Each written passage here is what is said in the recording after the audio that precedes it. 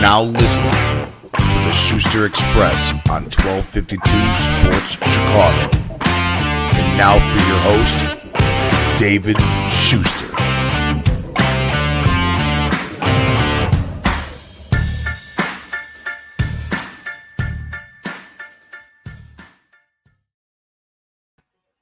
And good evening and welcome into my humble little podcast. I am David Schuster. And tonight we have a very, very special show centered around our guest. We'll bring him in just a moment, but I will tell you up front, it's Mr. Fred Huebner, who I have known for quite a while. I think it's about 40 years or so. One of us is aging and it's not Fred, that's me. I've worked alongside Fred in a lot of different capacities over the years, a lot of different media outlets. We've played softball together. We've played basketball together. We've had a few cocktails along the way, and Fred is officially retiring from the media. Well, I shouldn't say the media business, but at least from the radio business. But fear not, he's not going anywhere. He's still going to be in the podcast universe right here on 1252 Sports. And without further ado, let's bring in Mr. Fred Huebner. And again, there he is. And I know Fred's got a cocktail in his hand because don't you? Yeah, I do. What do you got? Always. I've got one of my beers from the Nick and Ivy people out in Lockport, the Huebner. It's a West Coast IPA, and I wasn't gonna have one because after sitting there watching Bears and then coming home and trying to watch the Packers and the Vikings at least the first hour, it was putting me to sleep. So I was worried I might fall asleep, but I said, nah. If I'm on a podcast, I got to have a beer. So I went and grabbed one right before it started. I wish through osmosis you could send one through the screen here. And if you see me ducking out, I might have to go into my fridge and get one myself. But Fred, you and I have been alongside each other, honestly, in different media outlets. Again, it's about 4 decades, probably even longer than that. We started at Sports Phone. Yep. We played crass basketball and crass softball together for many years. We worked at Connor Communications. People don't know what that is, but you and I do. And whenever I think of Connor Communications, Fred, the one thing that always comes to my mind is we pulled a fast one on ESPN right before we got them to sign a contract with us. And we said, oh, yeah, we can pull in games from all over the world and we can do this, that, and whatever. And we couldn't at the time. Right. So then all of a sudden we pulled a fast one and we got literally, it was like Mission Impossible. We got all these satellites and we threw them up on the roof. And Joe Haywire, whose name I still remember, he wired everything together and he literally got it done about an hour before they came into our place. And we pulled it off. It was the sting. Yeah, it was absolutely amazing. And of all the things we did, that's the one that's the most crazy and ridiculous one, because a lot of people too, it was actually at the beginning of the, information where people could get on their cell phones, because we did Star Sport, we did all this other stuff.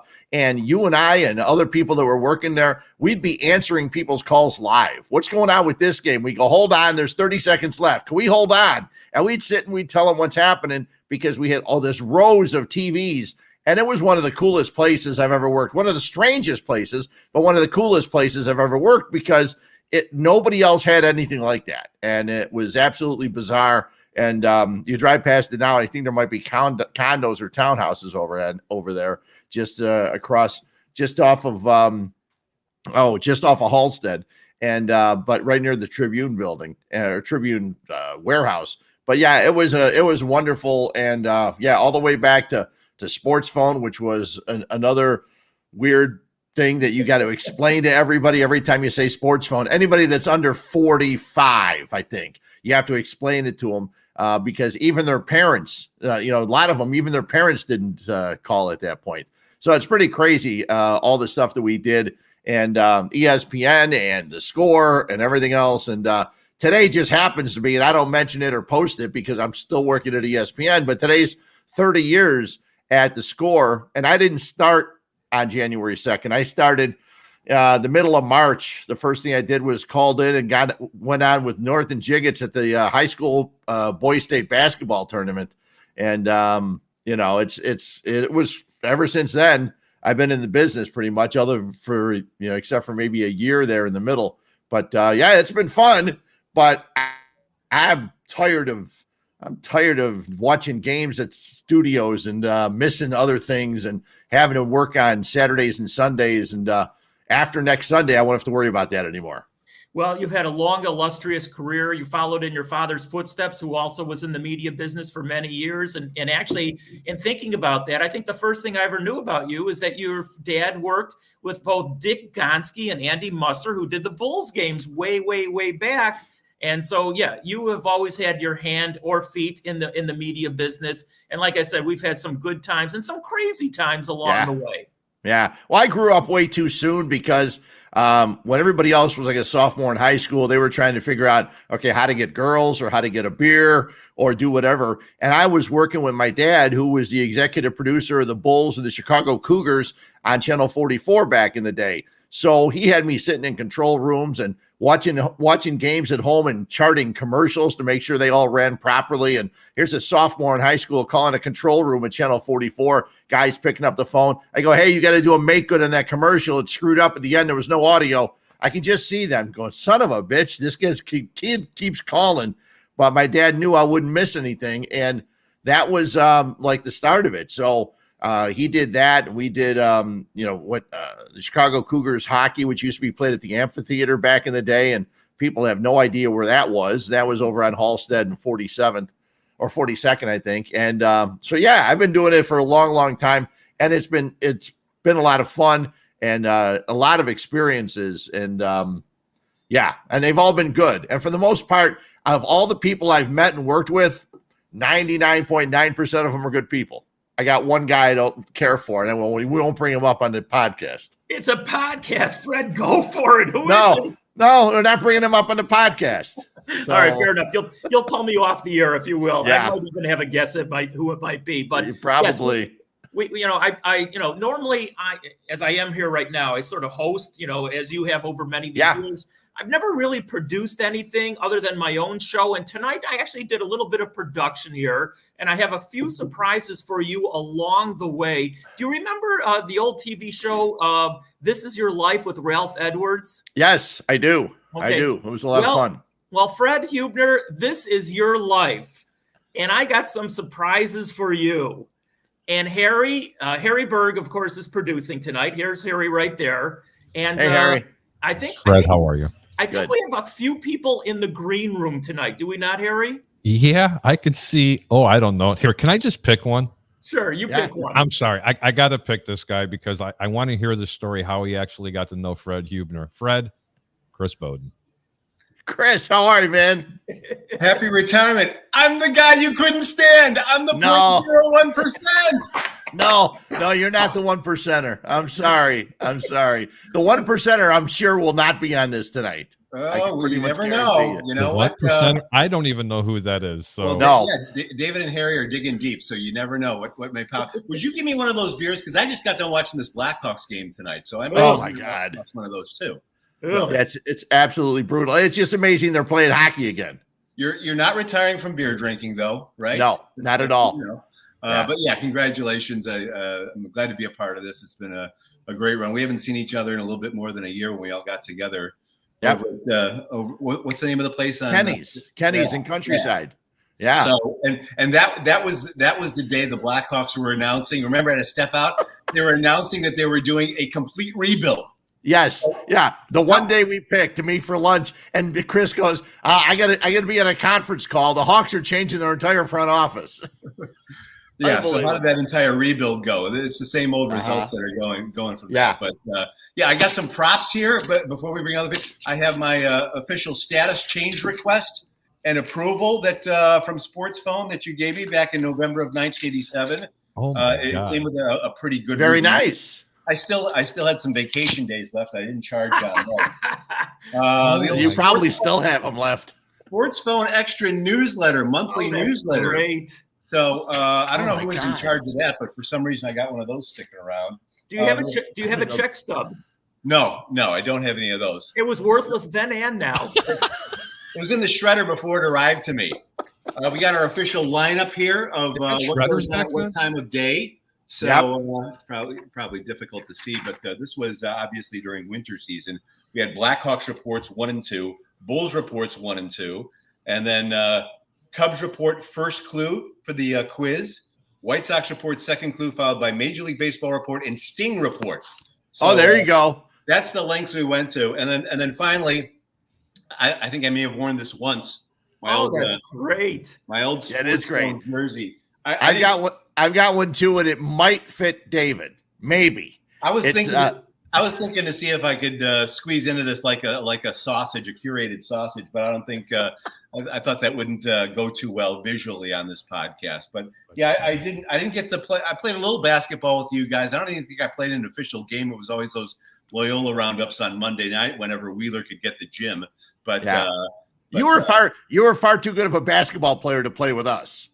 Okay, I mean we had Walt Birch who played at St. Peter's, and Pat Foley played a few times, and Foley was pretty good, and Jack Zer was good, but other than that, it was just a bunch of ragtag guys. So I remember one of my highlights. David, you might remember one of my highlights was I had the ball top of the key. I start driving the lane for a layup, and as I'm driving to the basket, Les calls timeout.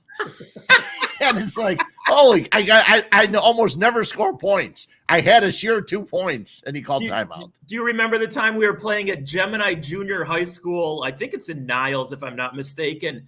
And one of the guys on the other team, he went up, he dunked the ball in warm-ups. He broke the damn thing. It was like Daryl Dawkins breaking everything. There was glass and everything all over the place. And we literally had to wait for an hour and a half for them to fix that damn thing. You know what? Yeah, I'm actually going to do this. I'm going to bring in some more people. I just got to do it. You know why? Don't leave them waiting in the green room. I can't fit them all in here, Fred. I'm sorry. You're a very popular man. Everybody's going to become really small. But before you do that, if you don't mind, let's go ahead and read some of the comments really quick. Ray Kennedy said, let's start this party. Roger Shue. Happy New Year, Mr. Schuster and Mr. Huebner. Big fan of both of you. See? You guys actually have fans. I'm kidding. Yeah, we do. Roger says, I used to call the sports phone as a kid, as I did as well, but I'd like to say I was a kid. I mean, you guys got a few years on me. Roger says he's 51. Fat Mike says Fred Huebner is the man. Roger Shue says, hi, Harry. How you doing, Mr. Shue? Congrats, Mr. Huebner. And I guess he knows how to spell your name now. He does, which was always a tough one. Anyway, without further ado, I am going to go ahead and bring in a couple of people. This is going to be very tricky. Who do you think we're going to bring in? If I give you the initials, Fred, can you guess? His initials are TK. Well, there's only one TK. We only know one TK, and that's Tom Kelly. And we talk horse racing. That was our guy. Horse racing and gambling. I think Tom had to work for us so he didn't have to call us so much. Okay. That's exactly the case. And if I give you another one with the initials JR. That one can be tough. Wait, we have Roenick? We got Jeremy Roenick? I don't think so. J.R. Ewing. J.R. Richard. Yeah, don't know that one. Jesse. Hey, Jess. Jay Mariotti. It's got to be Jay Mariotti, the one you hate the most. Off with his head. There's no Jay Mariotti anywhere. You never worked with him. Only at some other place. And then 1 year for 1 year, I worked with Randy Merkin over at what used to be One-on-One Sports and became Sporting News Radio. And I met Mariotti over there. They always tell you, Jess, and you know this probably better than anybody. You don't want to meet everybody that you've met, that you know, because you go, this guy's an ass, and then you meet him and he's a nice guy. And that was my case with Mariotti. He was a really nice guy to me. So and it's I said, not shit. Jay. All right. No, I know who it is. I know this is how well I know Fred. I know who he likes. I know who he hates. I know who it is. He's still working in the business, but we'll do it off. Yes, he is. Yes, he Congratulations, is. Fred. I have not been able to tell you in person. So many other things have gone on. I did say it on the radio last week that we had a sad day about JD, but at the same time, you making it through this business, retiring and not being fired, retired, not fired, I think is something we should put up, when we have a party for you. Retired, not fired, because Chris, this, David, we're all going to get fired someday, but Fred is going out on his own terms, and I love it. Yeah. I'm 0 for 2 in that category. Yeah, man, we're in the club. Yeah, I was just happy to hear that. I thought maybe I was going to be the one to be able to lay that 0.1% claim on Fred's who he hates, but no. I didn't think it'll be anybody that's here tonight. We're really going to make this room crowded now. Okay. Yeah, it probably it wouldn't be one of the guys here tonight, because if you asked him, he probably would have said no. He would have no interest in or he probably has to get paid to do it. Well, that could have happened here's too. The guy Fred is going to hate in about 3 weeks. His name's Jimmy Garoppolo. Trust me, he's going to let Fred down very soon. Come on, I like Trey Lance today. Yeah, he was good today. But Jimmy's the type of guy you like until you need him, and then all of a sudden it's not going to happen. Hey, while we got Stafford. While we got TK here, I want to bring up one horse racing story and help me out, guys, because I don't know who it was. Who got arrested outside? Was it UTK?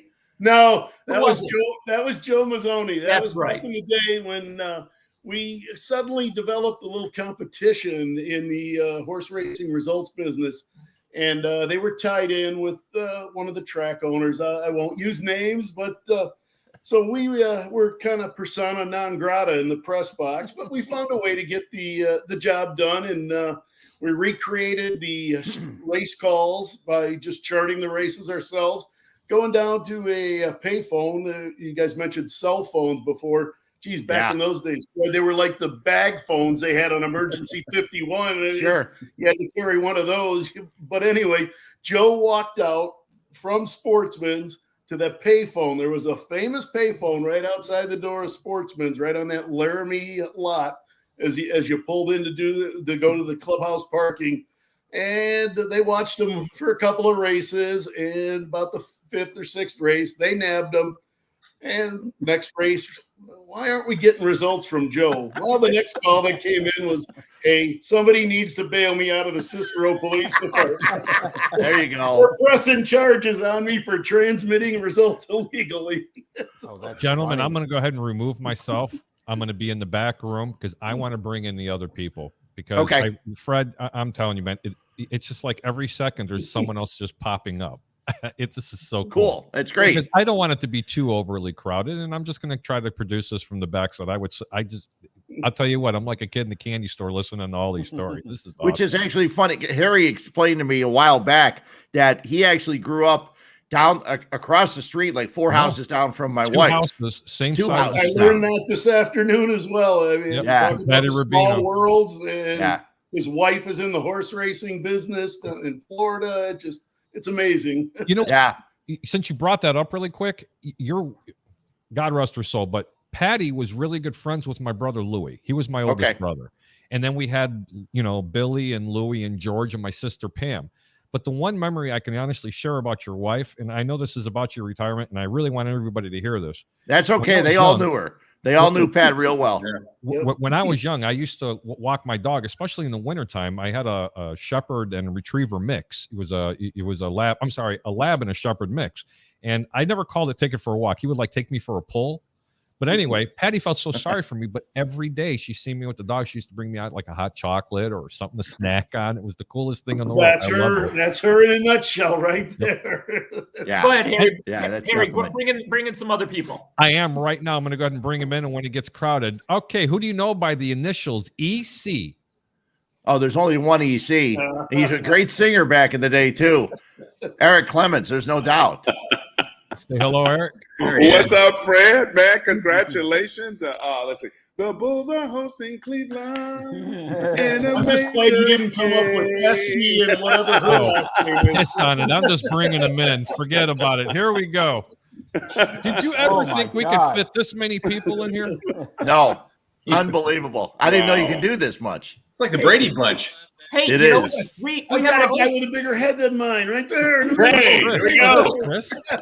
I think we have our lineup from our Crass team. Chris led off. He was the speedster back in the day. I hit behind him periodically. JD was flying around the bases. TK was in the middle of the lineup driving everybody in. Bump hit home runs that are still traveling, around the clock. I was scurrying around here when trying to find I had a stat sheet that Fred had given me. He had found somewhere. And I had that. The only thing I was able to find were these reviews on people with their nicknames included in them, and it's kind of where they came from. And there we go. That's really cool. Brian Weasler. I wish we could share this stuff. I know the stat sheet you're talking about, Tom, because I think I saved it because one year in Crass softball, I led the team in average homers and RBIs. That's the only one I ever kept because it was the only time I ever did that. I never led in any other stats ever. And it was the good old Grobber, that's the man of the keychain that was taking down all those stats. He's the only guy capable of hitting a double and pulling around 18 pounds of keys with him. But he was the best janitor there ever was. He had more keys than any janitor ever. By the way, I invited Les, of course, to come on, but being in the business for 50 years, he still can't figure out how to get on a laptop. Unbelievable. Unless it was hooked to his rear view mirror as he's driving in his car. God, that's funny. See, Jesse, before you get a chance to meet Les, these guys all knew Les very, very well. I saw Les today for the first time in a couple of years, and nothing. Sorry for that, Jesse. I know. I'm sure you guys could say the same thing. Nothing has changed. There's only one Les. And let me say, this is why Fred survived. There's only one Fred. This is why you survive in this business. You have a unique personality, and Fred had that. I know you guys would all agree, just like Les has it. But Fred had a unique personality, is usually grumpy. At least we could call him even keeled. We always knew he was going to be in a bad mood. Yes, there you go. That's nice. That's real nice. Well, it's funny too. I think it might have been Chris or someone else, but they told me once, they said, I think some of the guys you're talking with would react a little bit better if you weren't so mean to them. And at that point, I said, well, you might be right. And after that, I actually tried to be better and more even keeled. And the one thing I tried to do, even when I was at the Score and when I'm at ESPN, is I tried to make sure that, because everybody's going to fuck up. It just happens every once in a while. And I used to tell all the producers, I said, listen, it's cool that you fucked up. Just don't let the same thing happen again. Just don't let the same mistake happen a second time, because then I'll know you're not trying. And it almost never did. As long as people tried their best and everything, it was fine. I had no problem with them. And a couple of years ago, I know a lot of you guys won't even believe this, but I just forgot, I never got mad really at the station, at the radio station. Things would happen. It's like, that's fine. The old Ditka sign. I know you don't believe it, Chris. The old Ditka line. It's not rocket science. So, and it's not. It was just a bunch of idiots talking on the radio, and it still is. And you develop that fatherly and managerial instinct when Sports Phone got a second office right across the door from where our other one was on the 33rd floor of the Hancock. Yes, exactly. Eric, go ahead. It's great seeing you. Hey, great seeing you, man. I remember Fred telling me once one of his life kind of experience things. Everybody's an asshole until they prove otherwise.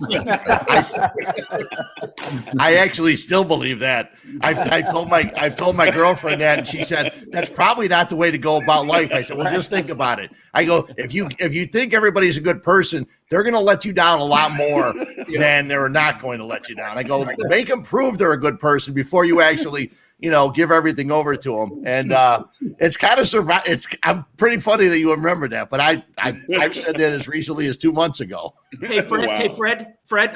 Ron Kuzno is here, but he's having a little technical problems. But I think he can hear you. I don't know if you can hear him, but I wanted him or you to say hello to him. He can hear you, Fred. Okay, Kuz. Always good to see you. I've been following you and all the stuff you have on Facebook and everything else like that. We were with you. We were all with you when your mother was sick and then eventually passing away. And that we were all with you, Ron. It was always it's always fun hanging with you and working every odd shift. I think Ron worked with each one of us probably for every one of the odd shifts that's ever happened at Sports Phone. I will say this: Ron is the best worker I've ever been around, hands down. He was the best. Hey, there's a question out here, guys. 2 out of 3 falls between Vern Gagne and Billy Robinson. I just saw Jimmy Hart at breakfast the other day, and I thought of Ron Kuzno. I mean, you can't help but see a wrestling guy. And, obviously living down here in Tampa now, we're surrounded by wrestling guys. They're all over the place. But I can't help but take that, the smallest guy in our office was the biggest wrestling fan. And, again, if there was any kind of in our, wrestling hotline that we were putting together with me and Gene Oakland and running the recording it and putting it on, if there was any mistake, Kuz picked it out. And, again, I echo what Fred said. been following a lot. I know it's a tough time for Coos right now with his family, but it's great to see everybody. I mean, I feel like we were like the second tier of guys coming into Sports Phone. You know, you had all the royalty that's in there right now. I never worked with Eric Clemens, but boy, heard a lot of his tapes. Loved his remix. I think it was of that Lee Neely and the Cubs are coming out of hibernation. I still look for that on the internet all the time and play that in the broadcast booth if we're having a tough time or need a little chuckle. But Chris Madsen, JD Versett, obviously Fred. Chris was the guy who took a chance on me, but Fred, you were my first boss, and you were there, and really again. Was at that intersection when Chris Bowden was leaving to go on to bigger and better things. It came down to Jeff Joniak and I to see who was going to do the Monday through Friday 9 to 5 gig. And quite honestly, I never wanted the 9 to 5 gig. So we go into this meeting and Fred says, "Hey, all right, this is what we're at. You guys are both pretty even. We liked what you both do, but guy's going to get a 9 to 5 gig and the other guy goes to the Super Bowl." And I'm like, I'll go to the Super Bowl. So had a blast, and obviously things have worked out. But Fred, again, wish you all the best. And one of these days we will get back together. I was trying to think of that restaurant in Westmont we used to go to after some softball games. The pizza place. There was one. Papa Picero's was one of the places. Yeah. One of these days we'll get together and we'll have a couple of pops. We go to Chicago for an entire week this year. If we're playing, and we're going to be there in April. So, yeah, exactly. Fingers crossed. Or else I might be, looking for some other additional income. But hopefully maybe we'll be able to bounce into you during that 1 week we're in there in April. Hopefully it's not as cold as it's in Green Bay right now. Well, you see, David, there's a reason why that Dave's down here. Sorry, Fred. There's a reason why Dave's down here. Just take a little hint. I know you like the snow, but Dave, just tell him how nice the weather is today here in Florida. It was pretty nice again. My wife was complaining that it's still hot. We had to put the air conditioning on, and so I'm watching what's happening in Green Bay right now, and saw that you guys got a little snow, not as much as they had predicted, but no, yeah, it's the windows are closed, the fans are on. We're ready for a little bit of a break, but I can't complain. Hey guys, I want to bring up some crass stories if I can. That Chicago Radio All Stars, and Chris, I'll let you lead off. Because you were the leadoff hitter. What memories from some of those games that we played stand out for you? Actually, that was the Madsen, yeah. Oh, sorry. It's the first time he's ever been quiet in his life. Yeah, we can't hear you, Chris. Can you hear Chris or no? No. Hey, Chris, I'm going to go ahead and pull you back out. Just do me a favor. Go ahead and go back out of StreamYard, come back in, and I'll bring you right back in, okay? So, Harry, you must have got that 100 I gave you to mute him, right? My cell phone number. Right now, I just want to find out who's the guy Fred Huebner does not want to have on the air. I mean, there it is. That's my number one goal. Is that it? He was the 0.9. No. Can we hear you now? What's up? Nope, he's not there. All right, I'll bring up a story, and let's see if you guys remember. We used to go play all over the place, whether it was Streamwood or Joliet or who knows what. Of course, the all-time story, and TK, you'll remember this, is when Braniff Airlines flew us to Kansas City to play that weekend games there, and it was rained out for 3 days. It was Noah's Ark, and we just got bombed down in the bar all weekend. But the one that I'll remember most, we played the Will County Funeral Directors, wherever the hell that was. And we got, those guys are the best partiers of all time. They had a station wagon that was filled with beer, kegs, I think, if I'm not mistaken. And literally we got embalmed, not the way they normally do it. We got embalmed our own way. So I'll never forget that. And we had some great, great times. I mean, Grabstein was a weirdo, of course, but it was still fun doing that. Definitely. But I mean, he found us the absolute ultimate competition. I mean, whether it be the Will County Funeral Directors, the Andy Frayne Ushers, the Cub front office, the Sox front office, the drivers from Maywood. Yeah, I mean, we played only the best. And the only reason we played the drivers from Maywood and Sportsman's was we were looking for a winner from them after the game and wanted to make a little money. But They gave us the daily double. It was amazing. I never thought these things were really fixed until then. They are fixed. Didn't we play the Sting a couple times? Yeah, we played the Sting, I think. Fences.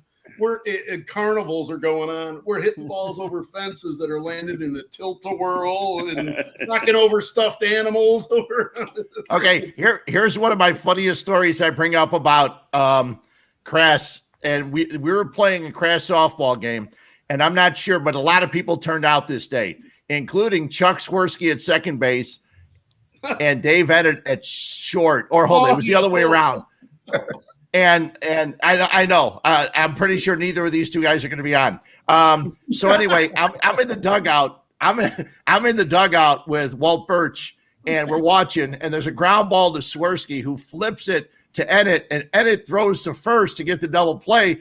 But the ball landed about 4 feet in front of him, and it went right into the ground.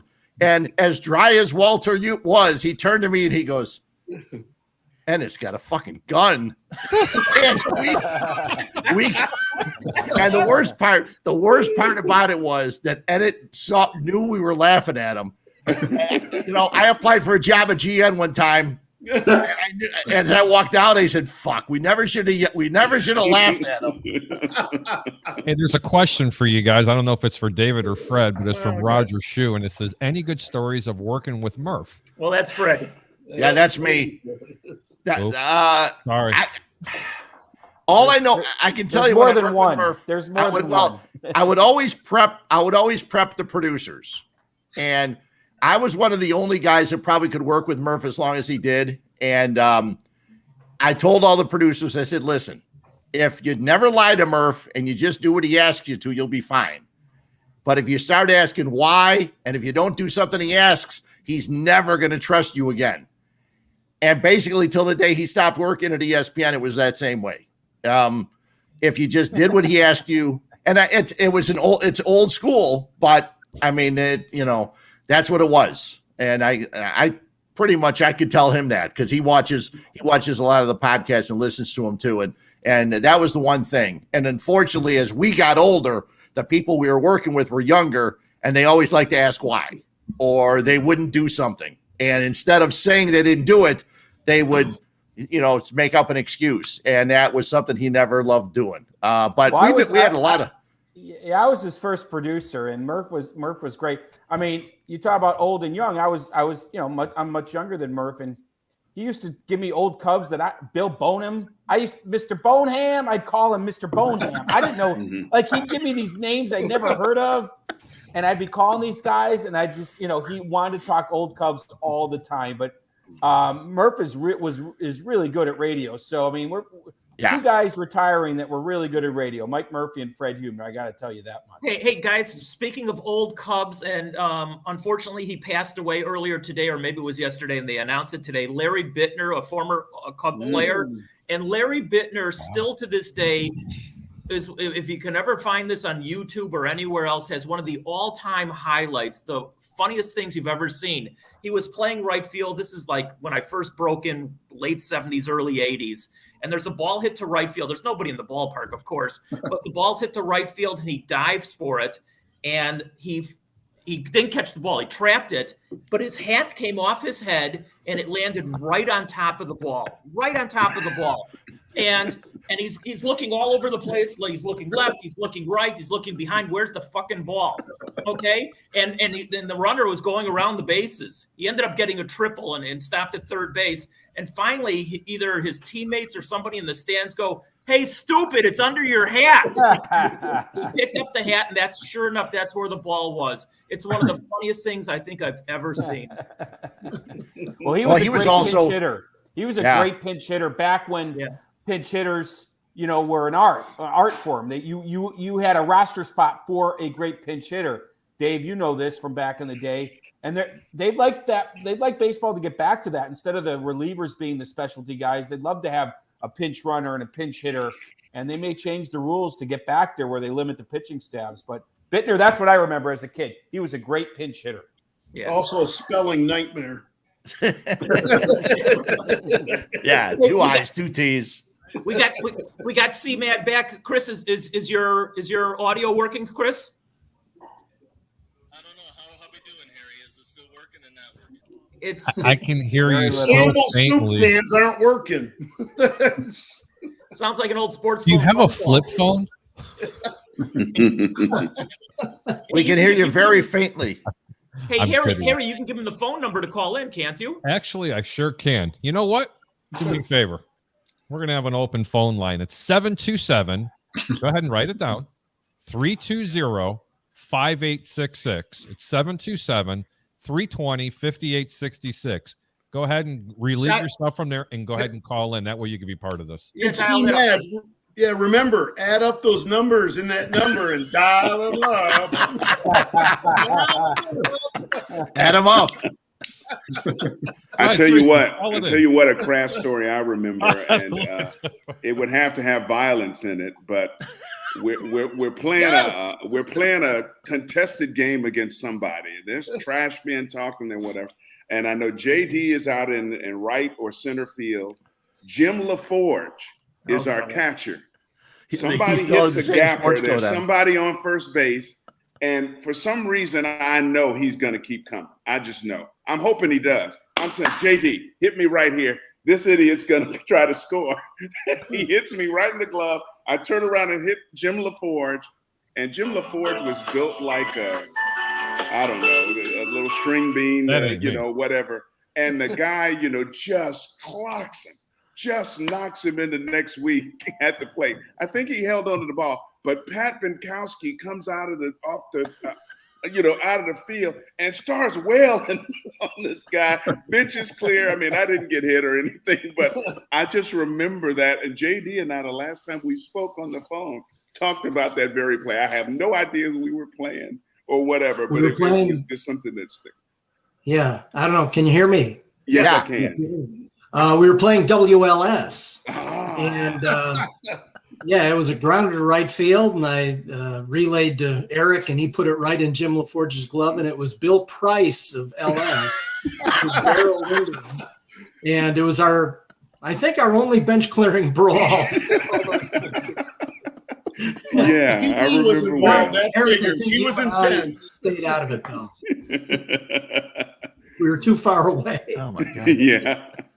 Okay, I remember two things about Jim LaForge, and you guys will remember this too. He always wore this ugly green, coat. I don't even know what the hell it was, and it smelled. It was a sports coat. Yeah, sports coat. That's right. Yeah. And he also had the best dope to smoke. So one out of two. I did know he was, if I'm not mistaken, and I'm not being mean, I'm pretty sure he was allergic to deodorant. And because that was apparent. That's his excuse. He's sticking to it. Because he worked with us for a while. We had some strange people that worked at Sports. Gentlemen, hold on. 1 second. Stand by. Who do we got? I have no idea who this is. Harry, this is Ron Cousineau. Could everybody hear Coos? Between calls? Fred, I just wanted to get a chance. Unfortunately, we've been having some technical difficulties, but I figured I wanted to hop in and, congratulate you on your retirement. It was a real pleasure working with you at Sports Phone and also at Connor Sports. So, all the best to you in your retirement. Although you're not officially retiring all the way because you've got your podcast. That's right. Yeah. Well, I wanted to be able to still yell at people. And, so I figured the podcast is a perfect place to yell. And plus you can swear a little bit. And I know that you can, and I try not to on the podcast. And, because you don't want to get used to it. And then all of a sudden, next thing you know, doing Bears post game and start swearing. that motherfucker, Maggie, what the hell? Yeah, all of a sudden you turn into Lee Elia at the post game show in '83. Oh my God, that's hilarious. Oh, EC loves that one. I know EC's got some Lee Elia stuff. People want a fucking booze. Give us just a little take of that one, EC. Anyway, there's some more comments here for you guys. Alan says, so many good faces here. Stay tuned. Roger Shoes says, any stories of working with Murph? He already did that. We got that one. I have a lot of stories about Murph this guy is a troll. Troll Polamalu, trust me. If you get him on any of your podcasts or even on some of the, trust me, he's hilarious. Plus, he's actually owes me something, but we're not going to say it. Facebook user Thad Bosley was also a great bench hitter. Roger was actually. Now Roger Shue says, I'm in Holiday, Florida. So glad you guys are on here. Pig Dog Video 2001. Fred, don't retire. The people want a daily show with you. Pappy and Brian Hanley. And Roger Schues, I agree. I posted something the other day, and I don't like to be mean to the people that were hiring and stuff, but Jay Hood sent me a message after he found out I was retiring, and I told him, I said, Hood and Huebner, I'll always love that those shows. I thought the PDs made a mistake and missed one there. So just saying, in the words of Pappy, not saying, just saying. The one thing of all the time I was working in radio, the one thing I worked and I was with Murph, I was with North. I just wished that somewhere along the line, they would have given me the opportunity to be on a show where I was an equal. And that would have been probably, of all the things, that would have been the nicest thing. But, Don't feel that way. You brought everything you needed to bring to a show, and you still do, and you bring it to friendships, and you do everything, man. We love to have you, and love to have you as a friend. Thanks. Gentlemen, it's the top of the hour. We got to take a 30 real quick. Don't anybody go anywhere. We have to pay the bills. We got to pay the bills here real quickly. That's cool.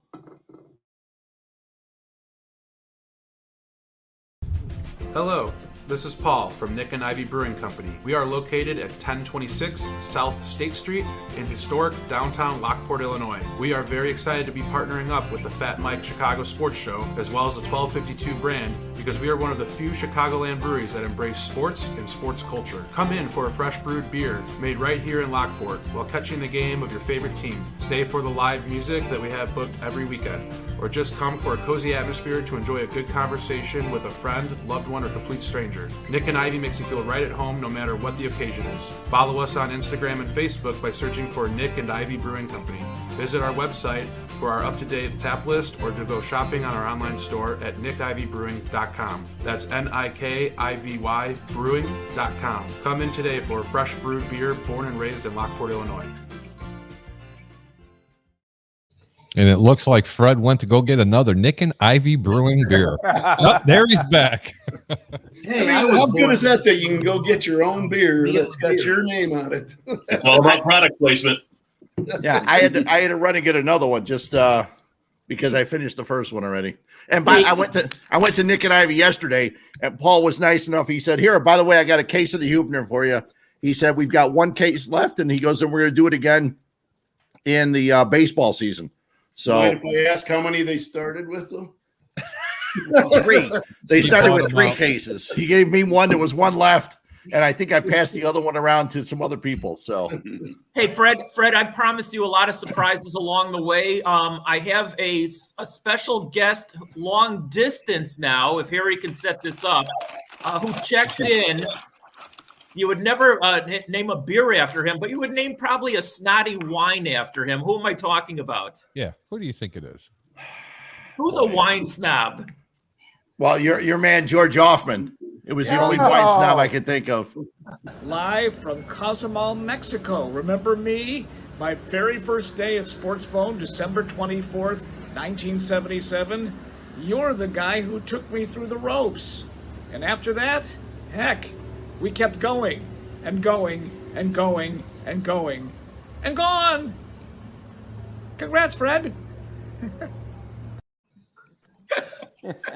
Yeah, George is, and the funny thing is, George has tried to do other things. And if you guys have not had a chance to listen to his podcast obviously had a different thing, but his podcast is awesome. I was listening to Stacey King the other day on his podcast, and George does a great job. The one thing George is really good at asking is why, all those why, what's, who, all that stuff. And the guys, he does a great job on his podcast, and I just love listening to it, which is very cool. George is a great guy. Yeah, and we can get together, and we would never drink the same thing.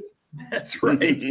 He wanted to be here, Fred, obviously, but he's on a 10-day or 2-week cruise around the Southern Caribbean. And nice. We did check in from Cozumel, and we listen. So Harry it's was not your one, money, David. Yeah, definitely not my money.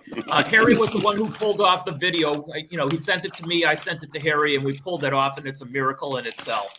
No, that was very nice. Wanted to do that, and I wanted to bring this up also because I don't want to forget this. A lot of people here, and if you didn't know Jeff Dickerson, it's somebody who you would have wanted to know. And Jeff, unfortunately, passed away this past week. And, they had a moment of silence. Jesse was there, of course, at the football game today. They had a moment of silence on the scoreboard today. And then after the game, we toasted Jeff with a bottle of his favorite wine after the game. And if anybody writes any good stories about the Bears today, it's because they had one glass too many of that wine after the game. But anyway, I just had to bring that up because Jeff was absolutely the best that you ever want to meet in this field. And I think anybody who knew him knew that. Jeff was loved and respected. And in this business, you can't say that about too many people. So anyway, just I wanted to say a kind word about Jeff real quickly. And the thing that I was the most happy about was that a lot of times when there's an anthem singer or a moment of silence, the networks won't show it. And I was thrilled that they showed it today and I took a picture of it on the TV right away of both Madden and Jeff Dickerson. And anybody that has ever listened to ESPN and any Bear Report, they would hear JD. And the stories we heard this week about people sitting in their car waiting until JD was done with his report before they would get out of their car, that was truly amazing. But I did the same thing. I would be pulling into the garage. I go, I'm going to sit and wait until the report's over because I don't want to miss anything. And he was a great guy to work with, and just bad things happen to good people. Yeah, and Yurko had the best line all week when he said, "The good Lord only takes the best," and he was exactly right. And just one of the small testaments. I mean, money doesn't make everything, but the fact that so many people chipped in financially, and the people that did it, and there's a GoFundMe thing that was set up for Jeff's young son, who lost both his parents in a span of 2.5 years. And they raised over $1 million in a week. And this is just, yes, different people around the NFL and some celebrities chipped in money. God bless them. But so did everybody else. And it's just, what a wonderful testament to him. And, he would be proud, obviously. God bless him. And Jesse, my question was, did you have to stand up? Because I know where JD usually sits, they had pictures and they had a lot of other things because they were honoring JD because obviously he was not there. Did they give you a seat or did you have to just stand somewhere else? No, they gave me a seat. I was not going to interrupt that nice little dedication they had to him. It was a surreal day, especially for me, because I wouldn't be there if JD was still around. I mean, that's his gig, not mine. Right. And I was just helping out Bristol, but it was nice. I mean, I think he'd be shocked by this outpouring. And I mean, to see his picture up there with John Madden, one of the Giants in the game. I mean, he deserved that recognition. JD did and does. And so it was a surreal, but good day in terms of recognizing him. And this last week has been, I hope when I go, people react this way, because this is how you eulogize and mourn someone that you respect and lose way too early. I think it's been an incredible week, and I hope his family feels it.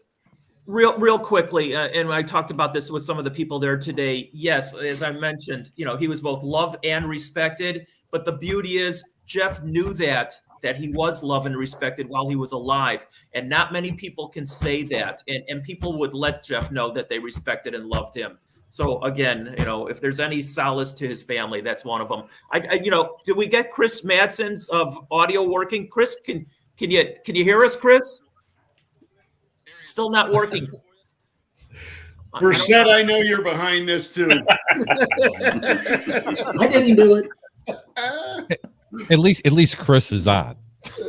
Chris has spent so much time in Los Angeles radio and done so many things in LA radio. You would think he would have had an engineer set this thing up and fix it so we'd be able to hear him talk.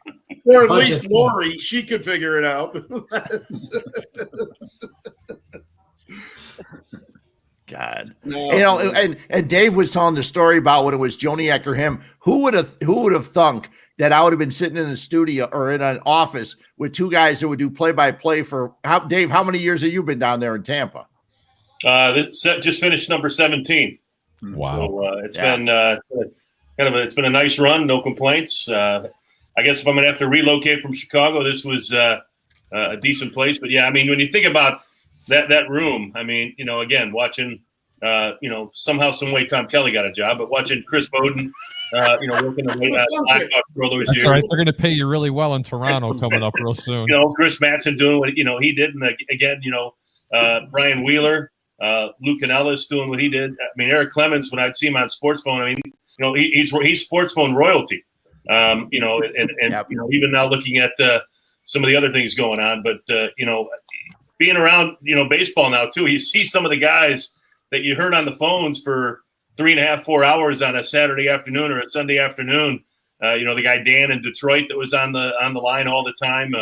I ran into Howie Carpin for the first time about 10, 12 years ago in New York, and that was kind of an interesting meetup. But you know, again, it's just you think about the people that went through the doors there at 875 North Michigan, and the fun that we had, and the talent that went through that in that room was just absolutely incredible. And you know, Luke Ellis helped me kind of get my feet in there, and you know, I remember going and doing some of the when you guys just expanded, doing the San Jose and the San Francisco and the LA and the San Diego lines, and you know, nobody in the world knew. You know, I knew a couple people in California. I'd say, hey, try calling this number and see if you can hear me. But it was a great way to get involved and start to, you know the business a little bit, and you know, just had a blast doing it. I said I've been blessed. I get paid to watch sports, but I've also got paid to drink, being a bartender for a while, and I also got paid to sleep. You got paid to sleep when you were working at the Sports Phone, because all you had to do when you worked from that 1 a.m. to 9 a.m. shift was be there if something went into alarm. So you just lay on that couch and you got about 6 or 7 hours of sleep before you had to get up. I had to try and get up and make sure I was awake before Chris Bowden walked in. That's the one thing you didn't want to do. You didn't want to be sleeping when Chris Bowden walked in. No, Chris Bowden Essie made sure you were awake. Essie made sure you were awake, Dave. Essie, oh my God! I mean, I'm really glad, Dave, that you touched on that and talked about how everyone has gone on and the success they've had in different areas. I mean, Eric, with all his work on Fox, and Chris Bowden, just a staple here in Chicago radio. Fred, a staple here in Chicago radio.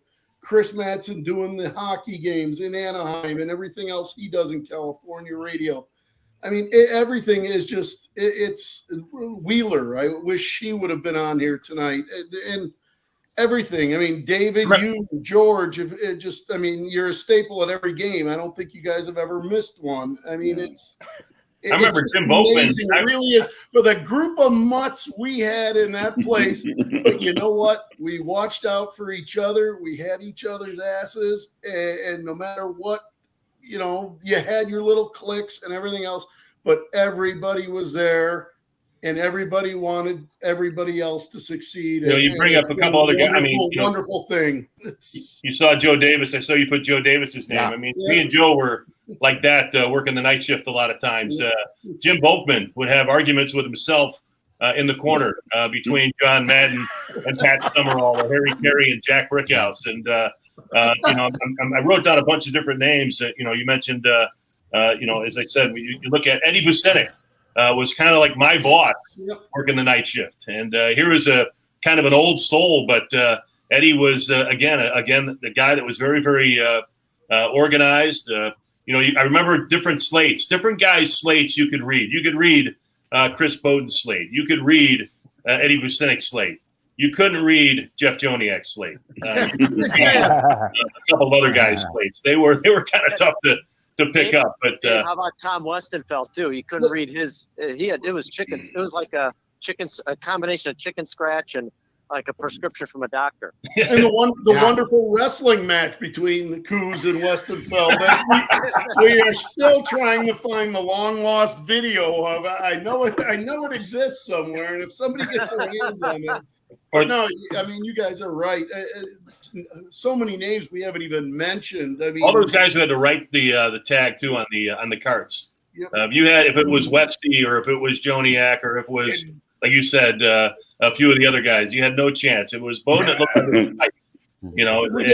Bowden was going like he was doing the Constitution again. There's another caller coming in. Hang on, I'm going to see if I can merge them. And everything else out there, and just think of the voice.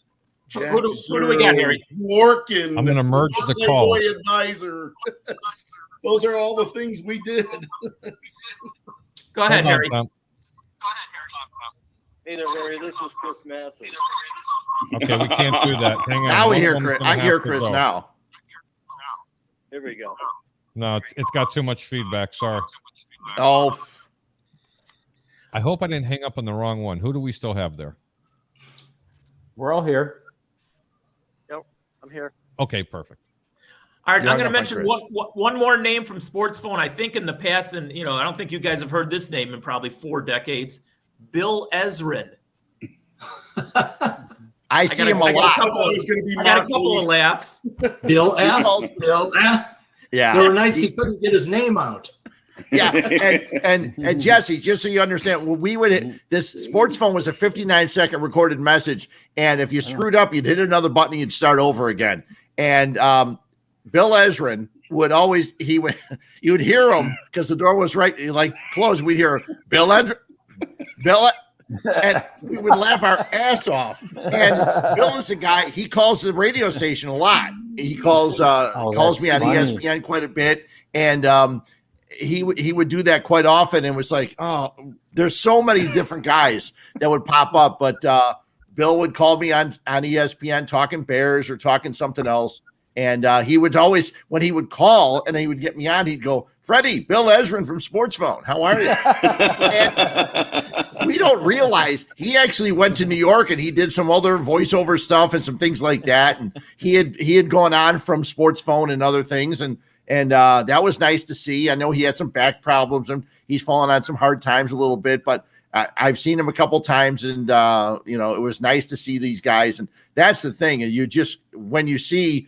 any of you guys, and like I said, Chris and TK and Eddie Vu, we've gotten together a few times, and JD, and we did a big reunion about, it seems like 4 or 5 years ago. And I know that Dave says he'd love to do it when he's in town, and hopefully we can set something up in April and do a big Sports Phone thing, because the only problem I had with that, because I'm an idiot, is because I just let everybody put all their drinks on one tab, and someone said, here, I'll give you this, and I'll give you this, and I'll give you this, and then everybody left, and I go, the fuck? I don't have nearly this much money. And it's like, it was crazy, but no way, sports guys yeah, exactly. I'd be happy to host one in April, the racing season. I'm off during that time. If we could, that's the problem with trying to get everybody together. Is I know there's constant sports, constant everything, and weekends were like our worst times. That's the busiest time. And Fred's not busy anymore. Exactly. Fred's available. Yeah, after next Sunday, I'm not busy anymore. So I just think back anymore. I just think back to what we must have looked like. Show up at TK's house during the NCAA championship game. That'll be the reunion. I just think back to what TK's wedding where there was no air conditioning. Remember, Lou Pinellas and I were at my pool, and we were getting ready to drive out to the wedding, and I said that it was a smoking hot day, and I looked at Lou and I said, wouldn't it be something if we go to TK's wedding and the air conditioning's not working? And lo and behold, oof, a little toasty on it. 104 that day. Nice time to have an outdoor marriage. No, one of my other thing is we should have done this on a night where like Hawaii was playing at midnight. That was always fun too. That was being the guy that got stuck on a Saturday night to do Hawaii updates until 3:00 in the morning. Well, the wedding pictures are hilarious. One side of the room looks perfectly groomed and coiffed and everything else, and the other side looks like they've run the Boston Marathon. George had mentioned that we were doing I worked with him the very first time on December 24th. Christmas Eve in 1977, and I was teaching them the patch board back in the back. Now, some of the other guys may not remember us using it, but the early sports phone guys, we would always use this patch board. We'd have to patch things in and everything. And George and I were there because USC and Stanford were playing a college basketball game at fucking 10:30, and it's like we're hanging around for that. That's all. But you know what? They were on the line. And David used to make great sheets for everybody and great things, because we would always know who we would run the scores based on the Glance Culver line that was in the Sun Times, so people could know exactly when we were going to give their team. And it was great. What was it? It was a Doc's Journal we would get, right, David? Yeah. Doc's Journal you would pull all the things from. And that's how the gamblers would make all their bets. And this way we knew exactly when we had to give those scores, so we could say first quarter scores, second quarter scores, third quarter scores, and break them down that way. Hey, can I tell one George story real quick, and he'll get a kick out of this when he sees the video. It was the Saturday night game. It was at the old Comiskey Park, if I remember correctly. And as he was covering the game that day, Fred knows what I'm going to say. Yeah. And Claudell Washington has the game of his life. He hits 3 home runs, okay? And we're supposed to get tape. George is the guy out there. He was supposed to get tape. Except George was, he didn't feel like sticking around. He left, okay? He goes, I don't feel like doing this. I'm gone. Well, anyway, the next day, Gonski goes, where's that tape? And maybe, Fred, you know a little bit better than I do what that correspondence was between them. But Gonski goes, where's the tape, George? George goes, well, I left. And Gonski goes, okay, well, you leave right here right now. And that was it. He was gone after that. Wow. Yeah, it was pretty amazing. Claudell Washington, who'd ever thought it? George obviously didn't think he'd ever have a 3-homer game. George. No, not at all. Can I predict, or not predict, can I guess the busiest? Okay, Murph. The busiest. I predict. The busiest night of sports phone, because it was a night that I called that I remember. And I maybe it's another night with gamblers. I was very young, so it wasn't me, but this was the one thing that wasn't live, and everybody was in tune to it. It was the Olympic hockey game. No, the Sting winning the championship, because the Olympic hockey game, like locally, I mean, you could get that somewhere else. I think locally, the Sting winning their championship was tape delayed. I called sports phone. I know a lot of friends that called sports phone. You guys remember that? Who gave that update? Do you remember the Sting winning their championship? Could have been me. No? I don't know. That would have been 81. I think that was a busy night, because that was the only place you could get that score. Jesse, you know I was in Toronto that night covering that game. Yeah. So you know when our busiest nights, Jess, were boxing matches, believe it or not. Okay. Because we'd give round by round of boxing matches. I remember one night we had 125,000 calls just because of the boxing match. We'd go on every round. I would go watch them at the OTBs or something like that, and then I would do the round by round thing. I loved it. Right. That's what I want. I mean, we went from a 20-minute update to a 15-minute update to a 10-minute update to a 5-minute update. I mean, it was unbelievable. We were ahead of how far sports gambling was getting, or how much sports gambling was getting popular. I mean, it was amazing. Yeah, those 5-minute updates. Those 5-minute updates were great too, because if you messed up and you were in the booth for 2.5 minutes or 3 minutes, and you came out, you had to go right back in. You just maybe updated 3 or 4 scores, or I saw some of the stories. I was reading the Tribune article today, going back to that, and I remember making those phone calls to press row where the first couple they'd be kind of nice, and then the next 25 it would just be 32-14. Yeah.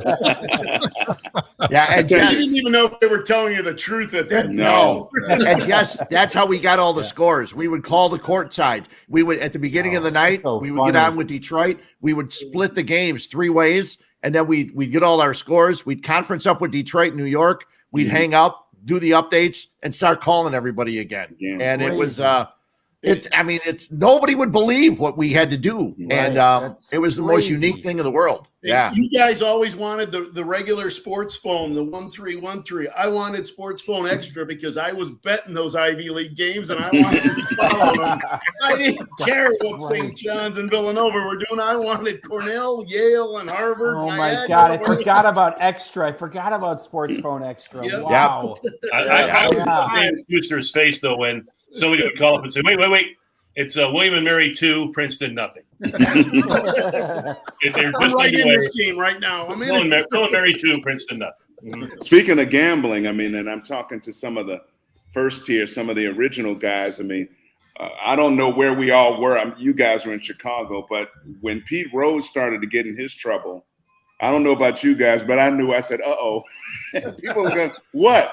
I said, "Well, I used to work at a place where we updated scores every few minutes, and no matter where we were on the field, Pete Rose would find us and tell us how much he loved us because he was calling on his bets." Oh, that's so funny. Yep.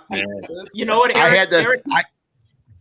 I was going to say. No, I was just going to say I had the story. I had a story where I was trying to talk to Rose after a game one time when I was trying to get tape. And Pete goes, "I don't have time right now." And I said, "That's okay," because in Inside Sport Magazine, I think it was, Pete had mentioned how he called Sports Phone all the time.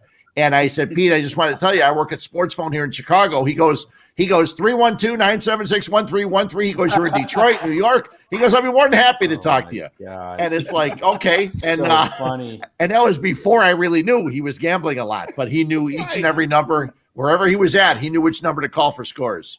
And you know, Fred, this is our public service announcement. Bring back call pack AT&T. I will tell you from experience, Pete Rose is a lot of fun to hang out with. He frequented Tampa Bay Downs. He used to go into our VIP room back at the Derby Lane days and over at Tampa Greyhound track where they race greyhounds.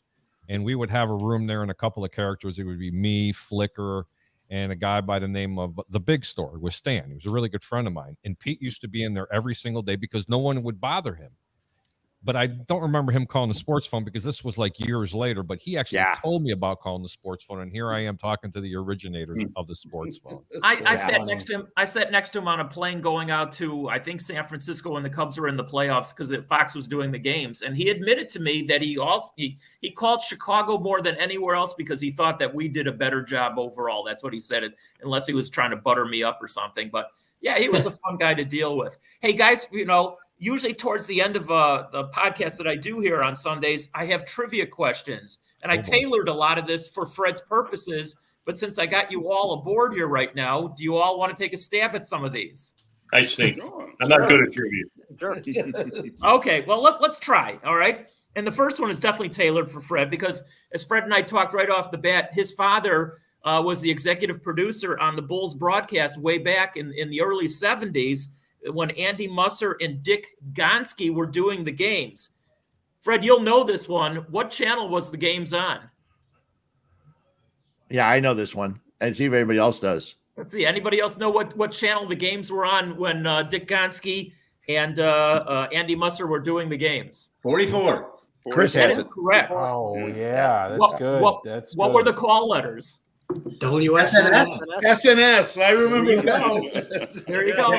Speaking of the Bulls, though, I bet you everyone here working at night, as much as we love Jim Durham, who is an idol of mine, never gave his score. We could not stand when he was doing games. Never gave his score. You walk into the booth, and it's like, Jordan for 3, boom, or knocks it down, and all of a sudden you're like, and it's the Bulls by 6. Give the score. Exactly. That was for the over and under guys. The guys that were covering the spread just needed that.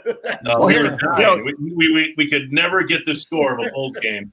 And we were David, I got to tell you really quick because when your career starts, sometimes you need to know someone. You need to have an in. And when Sports Phone started, Dick Gonski was the general manager. Well, my dad had hired Dick Gonski to be the color commentator for the Bulls. And I had when I got out of high school, I realized I never wanted to take math or science ever again. And I talked to, who was the guy? Jack Rosenberg, the guy that used to work at GN, the longtime producer. and he said I should go to Columbia or something else like that. I went to a broadcasting school called Midwestern School for Broadcasting and learned how to, write commercials and do all this other stuff. So I went in, interviewed with Gonski, and Ted Robinson was doing the first couple of weeks. Ted Robinson, who was going to school at Notre Dame in South Bend, was doing weekend shows. He realized after a couple of weeks it was too much to drive all the way in to do a weekend shift on Sports Phone, so he decided to quit. So I got his job. Well, Ted Robinson went on to do the Niners, the Mets, the Twins. He's done U.S. Open tennis. He's done all this stuff, lived on the West Coast. He's had a great career. But I got his job because I knew Gonski, had a chance to get in and work with them. And that was the start of my career. So when people say it helped to know someone, it did 44 years ago. It helped to know someone. All right, Fred. So here's the follow-up question. It was Andy Musser, of course, with Gonski. But then Gonski, after the first 2 years, was replaced. Who was the commentator along with Musser after Gonski got replaced for the 1 year? No one's going to know that because I know I don't. Okay. I don't You'll remember. know the name. You'll know the name, but you won't put it together. It was Lauren Brown. Oh, wow. Was it really? Oh, yeah. Yeah. Wow. Was he with the White Sox as well? Yes. Yeah. Okay. Yeah. Yes. Lauren Brown. Yes. All right. I got more questions. I know, Fred, that you were a big Dick Allen fan. Who wasn't back in the day? All right. So Dick Allen came The from Sox. Dick Allen, excuse me, not Tim Allen. Dick Allen. That'd be a real story. Dick Allen came from the Dodgers. Who did the White Sox give up to get him? Tommy John. Tommy John. Tommy John is correct. And who was the other player? Oh, I know the other I remember player. Tommy John, but I couldn't. Do you really know this one, Fred? I do. I looked it up recently because we were talking about Dick Allen when he didn't get into the Hall of Fame. His name was Steve Hunts. That's correct. Wow. Yeah. That's correct. That would have been a good trivia. We could have ran that on the plethora quickie of quiz. Yes. Barry Vershbo would have got us up and a quickie. And the funny thing is, Barry Vershbo still is a friend of mine on Facebook and on Twitter. That's amazing. Yeah, it's amazing because he would win all the damn quizzes all the time. All right, I got a couple more if you guys want. All right, There's nothing fixed at Sports Phone. One more with Dick Allen. Dick Allen was the first player, modern day player, I should say, who accomplished what in a game? I know And a that. beer Too. bottle bounced off his head. Two inside the park home runs in the same game. Who said Yeah, that? is it Ron. Coos? Who's got it? Very good. Yeah. Wow. Very good, Two Ron. inside the park home run. Guy was Okay. slower than Frank Thomas. How did that I happen? know. I No, don't he know. wasn't. Must- No, Really? Dick Allen cut the bases better than anybody that I ever saw run the bases. He was was the a best smart- at running the bases. He was a smart base runner on top of it. I saw Goose Gossage. I saw Goose Gossage a couple of months ago, or during the baseball season, and he said Dick Allen was the best player he ever played with. But and he played with a lot of great players, but he said Dick Allen was the best player ever played with. I remember Dick Allen would hit home runs, and they wouldn't even be tower shots; they'd be like line drives, right? Oh yeah, he had 2 iron shots. That's what he hit all the time. Hey, Kuz, a follow up to that answer. He hit both those inside the park home runs off what pitcher though? Ooh. Oh, it was in Minnesota. I'm trying to remember the. Jim Hang on, Cott. give Huebner a chance there. He's swallowing. Yeah. He's thinking. Yeah, well, Not I've Jim- heard that before. Not Jim Cott. Oh, Maybe Bert Blyleven. Bert Blyleven is correct. Wow. Which is funny because my dad would tell me, I got tickets for the Twins game. I go, who's pitching? He goes, Blyleven. I go, fuck, why'd you give me tickets for that? They could never hit Blyleven. It was unbelievable. He had their number. They could never beat him. The Dutchman, as Hawk would always call him. And the other home by 11. The other Twins pitcher the White Sox could never hit was Johan Santana. He just killed the White Sox all the time. All right, Fred, here's another one. Joe Montana was, of course, and was one of your favorite players, I know. And honestly, I still think he's the best quarterback ever, but that's my opinion. He was traded to Kansas City. There was a first-round pick and a third-round pick that were swapped. There was another player from Frisco who went to Kansas City. Who was it? Oh, my God. I have no idea on this one. Maybe a running back. A safety. Oh, okay. Dave Whitmore. Yeah. I'd still be here Raise all your hand day. if you know Dave Whitmore. Dave Whitmore would be happy to hear that his name mentioned. One last one.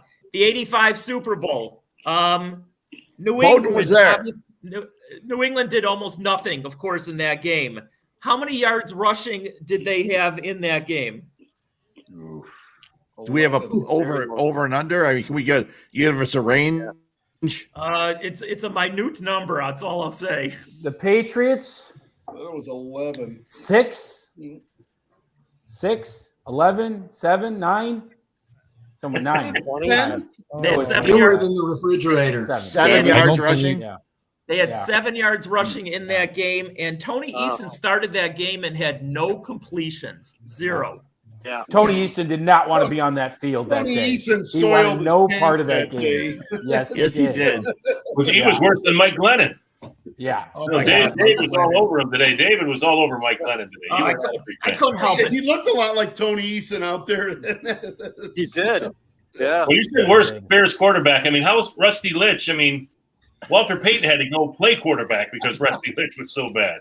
That's right. You know, Fred, I have a trivia question, Fred. Yeah. The last day Essie worked, the lottery numbers were. She would come in just to check them, wouldn't she? That woman went away happy every time she left the sports phone office. That's all I know. God bless I don't know what that means. Fred, there's a message here I got to read to you. Is that okay? Sure. Yeah. It's from Chris Madsen. It said, Yes. Hubes, sorry that we could not get my audio in order, but I just wanted to thank you for extending my vocabulary by single word. I had never heard WAPs before I met you. And now, every time I see I can't believe I'm reading this. Every time I see a nice rack, I cannot help but think of that fateful night, 1980, when I was first introduced to your enlightenment. Much love, C-Mad. Well, it was funny because I remember it, JD. I'm sure you remember it, and I'm not sure how many more. But when Chris first took over, we had a meeting in the conference room at the long conference room table, and Chris was at the head of the table. And Joniak told the story recently that I was out of town, and Chris hired Joniak, and I became Joniak's first boss, but I didn't hire Jeff. And Jeff and I have still been really good friends. During football season, he's friends with no one. He works his ass off. But he's another guy that, was interesting because I don't know that anybody's ever met a guy as tightly wound as Joniak. I know TK hasn't.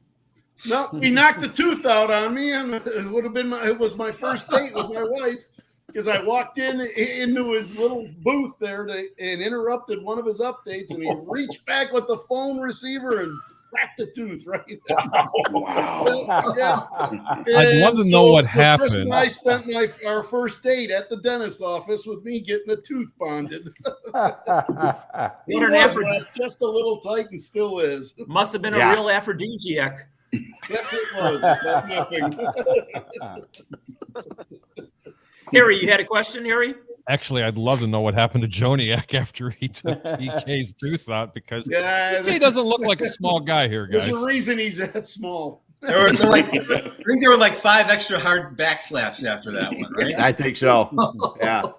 There were a lot of things in the sports discipline. This side's correction. I don't know which one is it. I keep telling my wife that, but there was a lot of things at Sports Phone that, and if you remembered, if you looked up at the clock, there was always. I know JD knows this. There was always a 3-letter thing up by the clock of Sports Phone, and the 3 letters were ETM. Does anybody besides JD know what ETM was for? I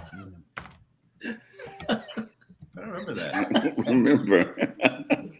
Okay, I know JD knows. Go ahead, JD. Let's have it. Estimated time of Munsters. Yes.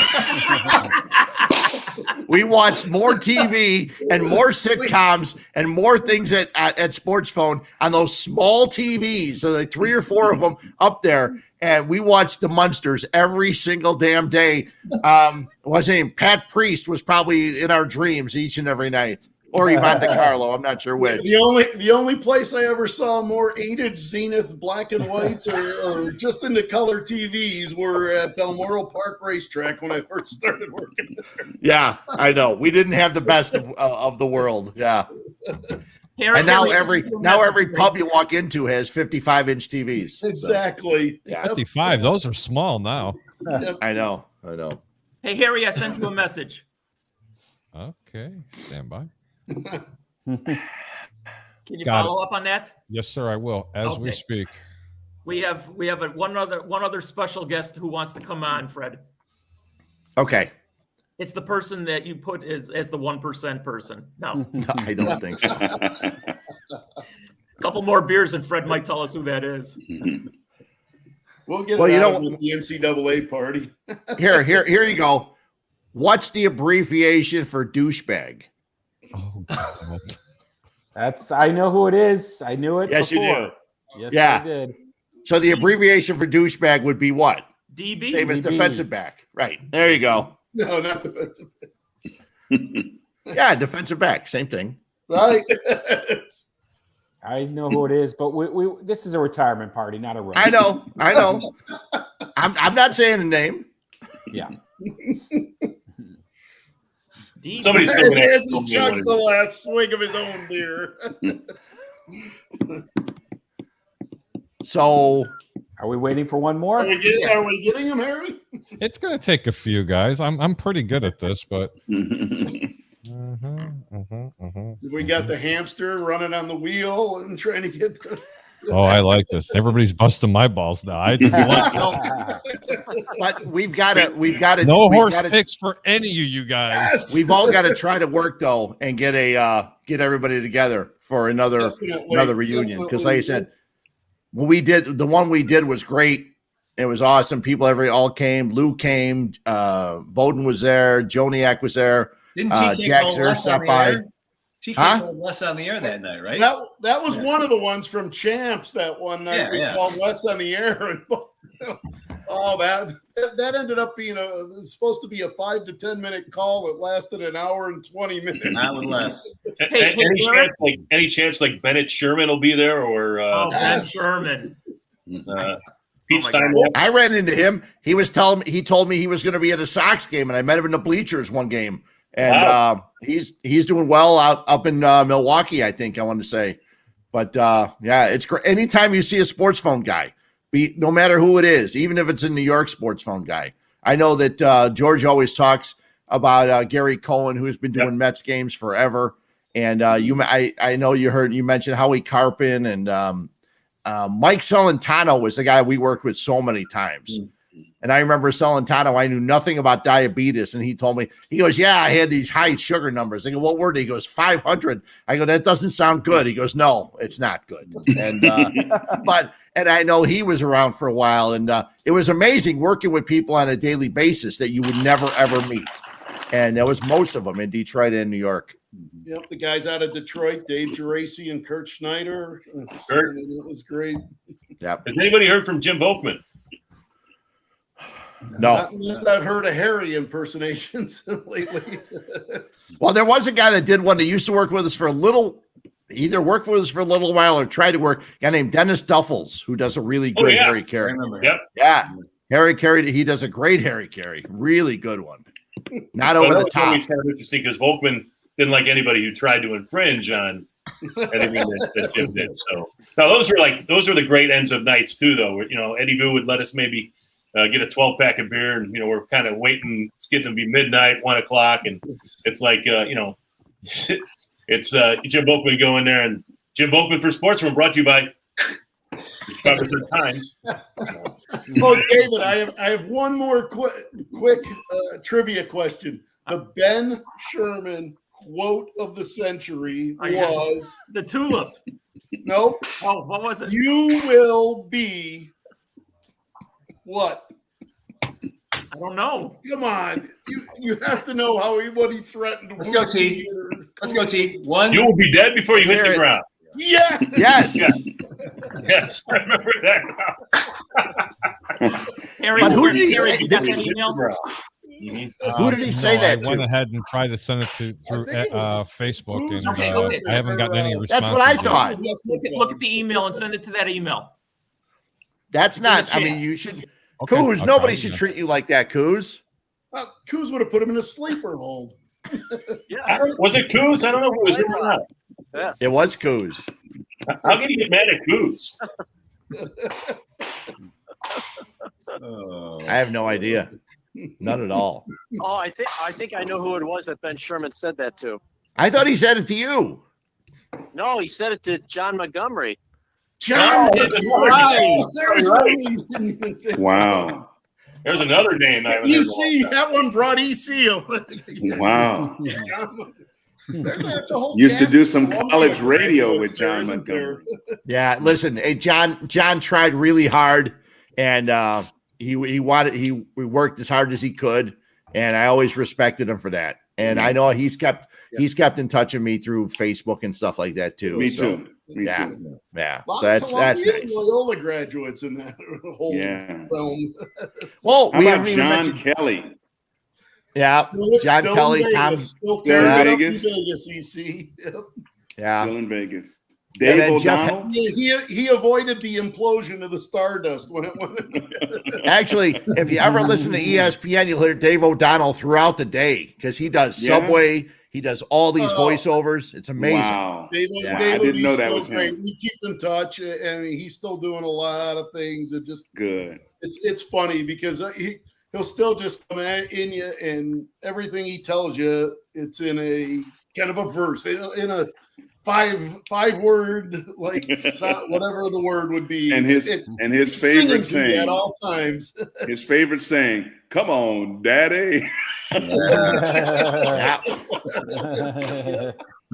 And but see, Loyola was a place for us to recruit people. I mean, Wheeler, Canellis. I mean, and then we bring in Jeff Hagedorn, and Yep. There's another and, name still in the business. yep. That was one of those Yeah, well, crazy it things. does- Though, too. You see Tom Westenfeld, and you're thinking, you hear this big booming voice. He's doing basketball games, and you're thinking, all right. You walk into the studio, and hey, Tom, how you doing? And it's like, whoa, he's like 4'9". Bag of Doritos and a quart of orange juice. Oh my Yep. God! There you go. Yep, that's it. Harry, any Yeah. luck? 0. You sent it to that email address? It's not an email address, sir. It was it was through Facebook. You did not provide me I an gave email you her address. email address. It's in the chat. I This thought sounds you good. would. Robstein's rolling vehicle with his plug. There it is. With his My clothing apologies. rack in the back. Grobstein was the only guy who had 30 extra uniforms in the back. I'm on just it for now. Softball and basketball games in case we needed to pull a ringer in that day. Yeah.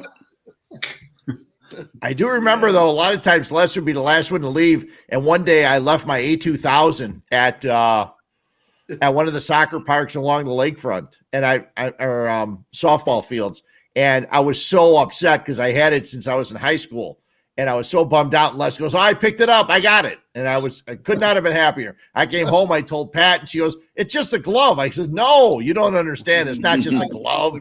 I mean, it's the glove I had in high school." Every time I got cut in high school, I had that glove.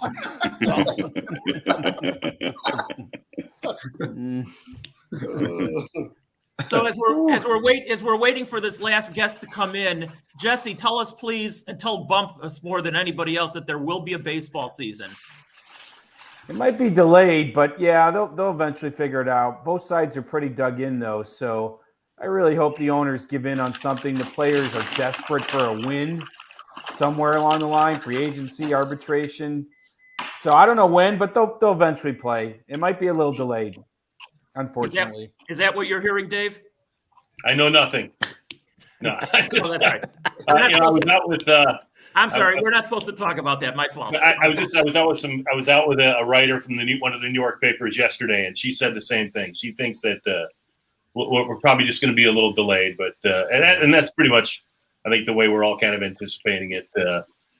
football's they're gonna probably start getting together here again now that the new year's is upon us. And I need a deadline, Dave. They need a deadline. Plans for the summer other than do baseball. Here's a weird question for Dave. I mean, Dave, how the hell is it that every year Tampa Bay spends less money than almost anybody, and they're still in the playoffs every year? We are able to manipulate we can win. We know how to win games. We know that we can figure out a way to win games, and we get it done by utilizing the bullpen and pitching staff and a large pitching staff as well as anybody. I remember going into this season saying to our general manager on the first day, I hope we can get it, 30, 35 pitchers. And I think we ended up using 43, 44 and still ended up pitching the way we did. And, they do an incredible job of the process of run prevention.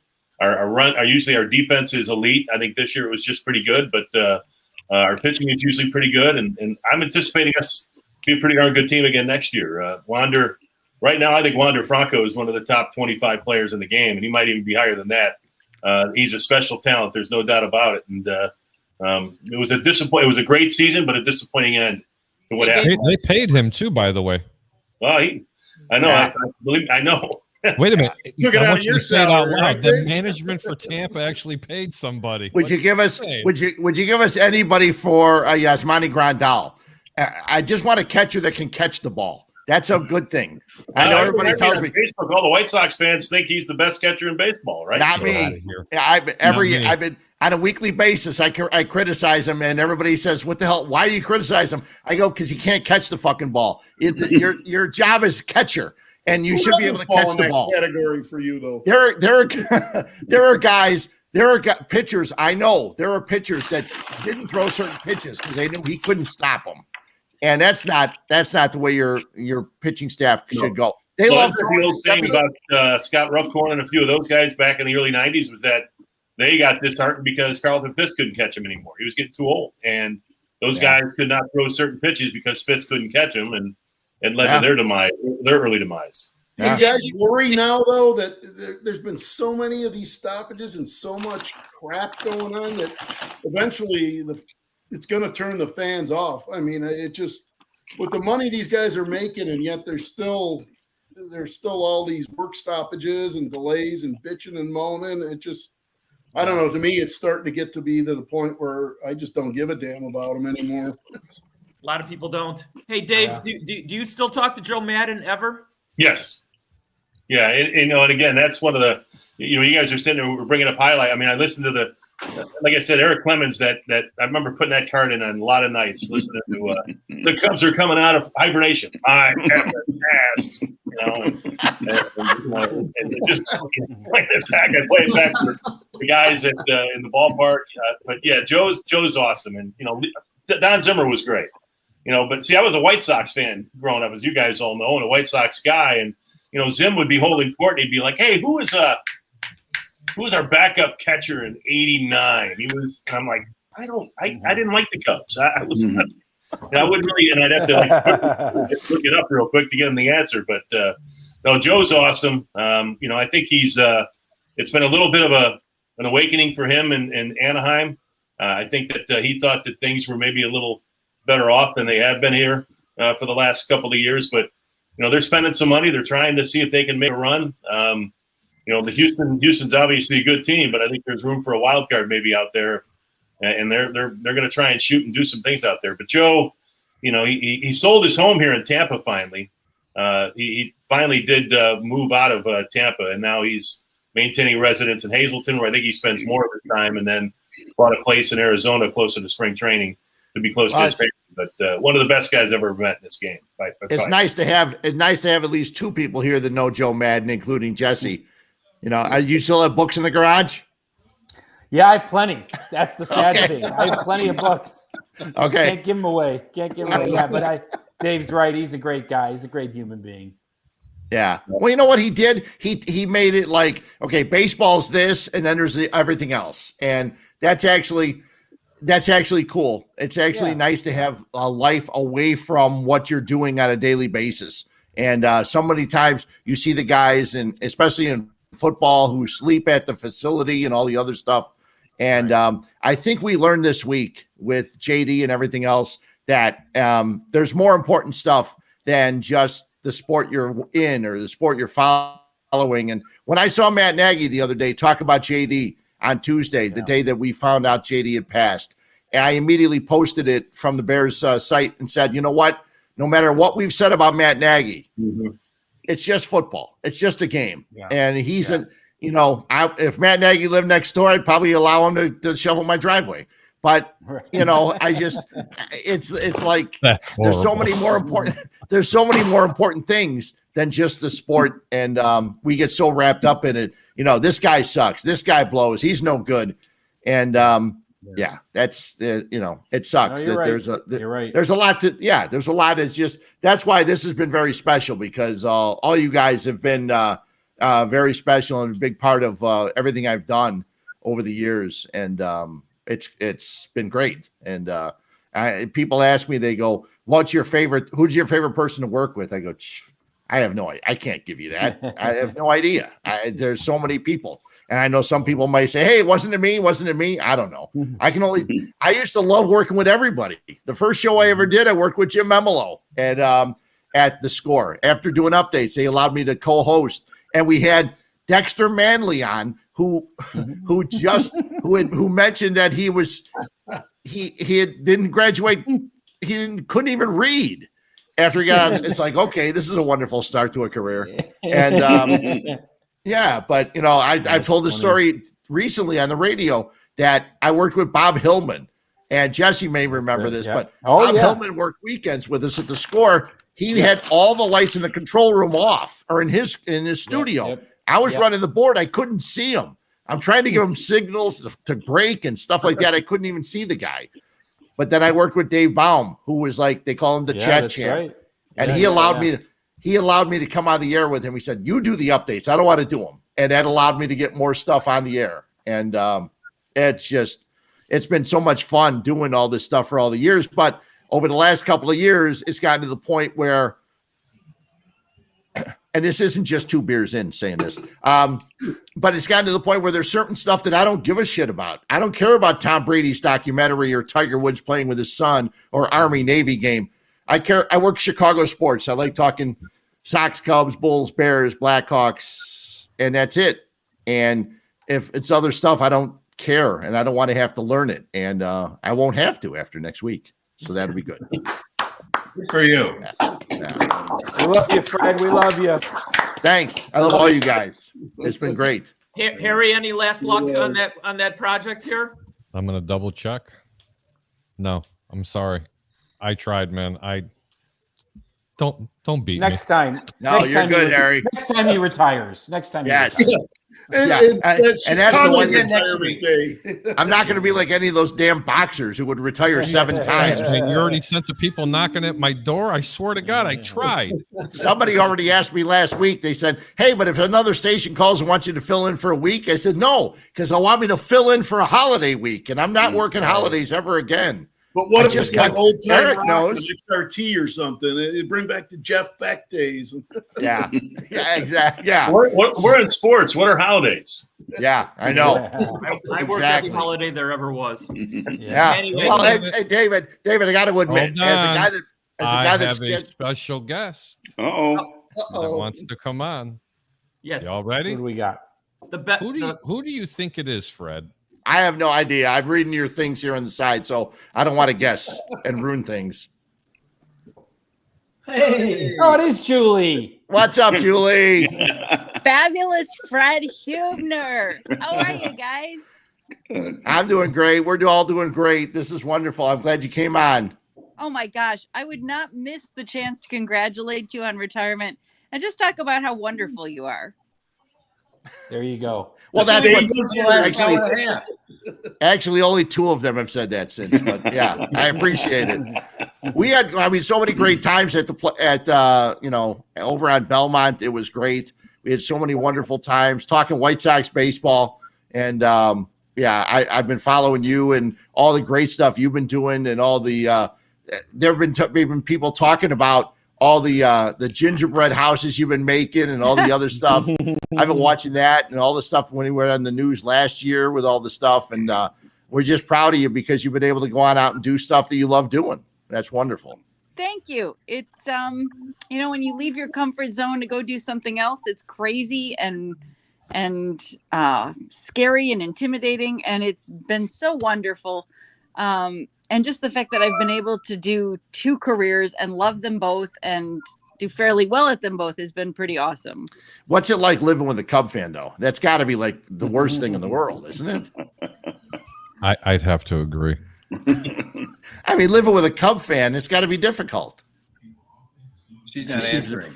I think she froze. I think she froze up. I think so too. No. You there? Hello? She froze up. Well, at least she's frozen when she's smiling. Yes. I'm always smiling. Oh, there she are. is. Okay, there you are. So living with a Cub fan has got to be tough. With you. Oh my gosh. We had a Cub Sox wedding reception, no lie. Oh, And we spar about it good-naturedly.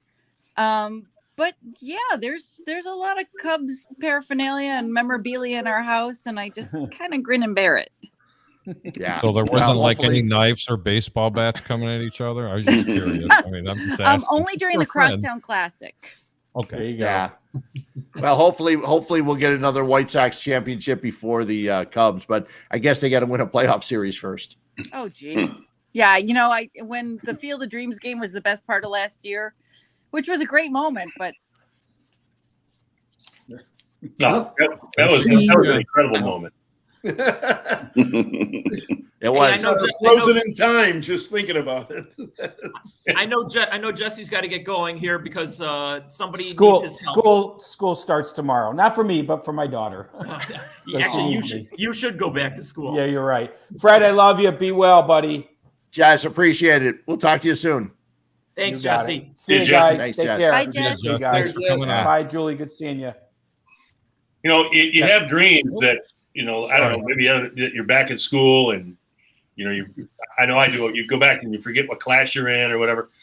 For the last few months now, all of a sudden, I've had some dreams where I've either been back at ESPN 1000 or I've been back at the sports phone offices and I've got to go in and go do an update and I can't find my slate. It's some of the craziest things in the world, but there were so many great memories. And I know, Fred, you were, again, my first step into this business. You talk about how you mentioned you got to know somebody to get into it, but as you know, and for somebody who stayed in this long, then you got to be good to stay in. Yes. There's no doubt. You were a great boss. You become a great friend. We don't see each other obviously as much, but believe me, any story I tell about how I've ended up where I'm at right now starts with being over there at 875 North Michigan Avenue and signing in as Lou Alcindor downstairs, or signing in as whoever we used to sign in as back when you could kind of get away, and again, the Giordano's pizza being delivered, having a couple pops, and then trying to get selected to become one of the guys who go string a game. I know that Lou Canales and I, when we were living together with Wheeler, we'd go and get the White Sox passes and go have our free dinner at Comiskey Park, and we didn't even go into the game. We just go to the bar room, leave $1. Yeah, leave $1, and then kind of go out. But a lot of great memories working in that place for 4 years, and then going back there after I took a little hiatus when I worked for the Bruisers for a little while. But again, none of this happens without being a member at Sports Phone, and again, you believing in what I did, what I could do, and I know it was only a few weeks in when we started expanding to the West Coast, and you said, "Hey, we need some full-time guys." That came out of the blue. It was a life changer for me. There's no doubt. So I thank you guys, CMAD, yourself, Bill Corbell, and stuff. But again, seeing the professionalism of guys like Chris Bowden, seeing the professionalism of guys like Jeff Joniak, seeing Tom Kelly, and seeing, well, if he could do this, anybody can. So it's, right, baby. You guys were bailing out, and sports was going down the tubes. I was jumping in and getting all the races. But I was one of those guys that had to go over to the Sportsman. So I remember those days going in there and all right, here's $20 or whatever, and you're gonna have to go in and go out and go in and go out and find that payphone. So thankfully it was Mazzoni who got arrested, because I'm sure for Joe that's no big deal. Me coming from Oklahoma getting arrested, that would have been a bad thing. I just know it. They might have had the rap sheet already on you. It was a tremendous advantage, man. Being a young person, in college or just out of college, and then all the star-studded stuff is wiped away because we're in there in the clubhouse with the Cubs and the White Sox and, all these big-time professional athletes. So when you're 20-something and you get that first TV job or first radio job, you're not in awe, sitting in front of some superstar because you probably met him already. And that's really that was really something else for me. I mean, just it all started with that, man, and seeing the professionalism of all the people, many of whom I work with, the first tier guys, but just the whole idea and to see the trail that you've all blazed in the business, in the hometown. I left home and never could get back, but to tune in and hear you guys or hear that you're doing well and all of the great stuff that has been produced out of that little office is really amazing. But well, Eric, Eric, the one thing I got to say though is when we were doing stuff, even though some of them went to local stuff here, you were the first guy that we saw all of a sudden pop up on ESPN. And I don't know about anybody else, but I'd call friends of mine. I go, you see that guy on ESPN? We worked with him at Sports Phone. It's unbelievable. And then one of my buddies goes, I know, he was at your wedding. I remember him. I remember Eric. And it was like, man, so happy. They were unbelievable. And it was so cool to see you on TV. And when you're going over to ESPN, which everybody in the business says that's the place, that's where you want to go. And there you are popping up. And we were so proud. Like there's a Sports Phone guy, and all of a sudden there he is on ESPN. And there's not one of us, I'm sure, that, we were so happy for you. And it was unbelievable. And Eric, you covered probably the biggest upset in sports history. And you went halfway around the world to do it, covering the Tyson. By default. Charlie Steiner didn't want to do it. So they said, Eric, what do you think? I said, you can't have the heavyweight champion fight and not cover him. Come on. It's really funny because I've always been into boxing. I just love the sport, even as dirty as it is. And I always ask Steiner about that. I go, talk about boxing. He hated boxing, seemingly. Wow, yeah. I know he didn't like a lot of Tyson's folks. He didn't like Don King, and he had his opinions about stuff. But I was shocked that they asked me if I wanted to go, and I said, well, and the only division I really followed was heavyweight. So, I said, but isn't this Tyson maybe a once in a lifetime kind of guy? This is before he spiraled downward and totally out of control. And I'm like, oh, you can't not cover him. What if something strange happens? What if, and then I saw him. I wish I was a betting man. Anybody who even would take Someone the bet. But well, I'm sure TK was.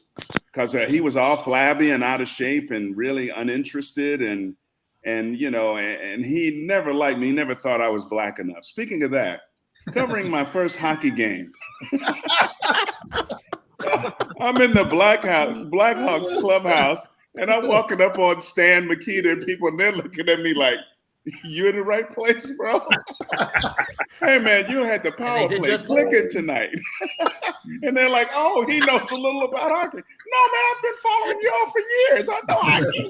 Come on. Well, I tell you, the most intimidating interview I ever had to do or cover was a couple of questions for Greg Norman at the Western Open when it was still at Butler.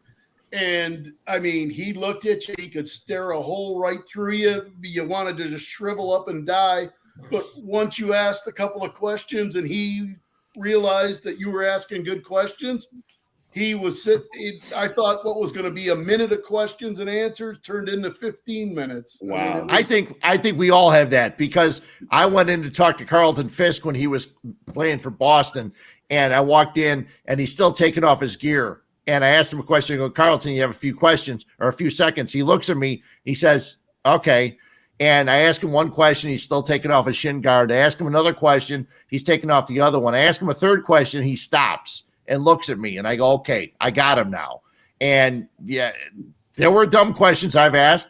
I asked a question one time to Rico Cardi, who spoke very, very bad English, and he played for the Toronto Blue Jays. And I asked Rico Cardi, after Ken Kravec struck him out 3 straight times, I asked Rico, I said, were you surprised that Kravec intentionally walked you in the 8th inning?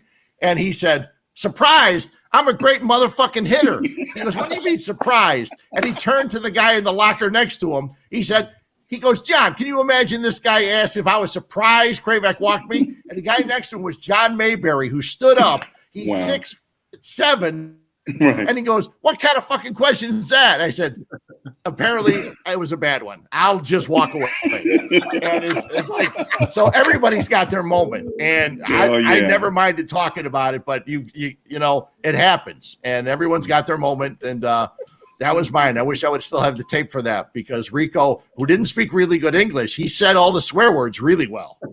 Every one of them. We all still went sucking up to you to get more strings and more game coverages. You're right. And the best ones were doing like the White Sox weekends when, you know, they're losing in 84, 85. They're not very good. Fregosi takes over as manager. So now you're the only guy there on a Saturday night with a microphone. The guys, Joe Goddard and whoever were covering the Cubs or the Tribune would be like hiding at the door frame, and there's Fregosi in his underwear with his hands in his pants, and you're holding the mic next to him, and all he's doing is he's staring you down, just absolutely staring you down. Stare a hole through you, man. Oh, and then I saw him like 20 years later, and I told him the story, and that's all he ever did again. But you also met some great. You just met some great characters. I mean, I think it made you grow up. Yes, it really did. And I remember, my last story for this would be the Super Bowl that you allowed me to go to. I spent that whole week when I got there. I got there on a Sunday, a week beforehand, and Lou Canellis the year before covered the Super Bowl for us, I think, or was out there. Who knows what string Lou was doing, but he was talking to Lawrence Taylor, and Lawrence Taylor was back by 25 feet away, and here's Lou. There's a picture of him in the Sun Times, like standing 45 people back. But he got his mic like this talking to Lawrence Taylor. So I'm trying to spend the whole week when I'm there, trying to see if I can get into a picture. So here we are Sunday night. I got, Charles Mann, my hands behind him.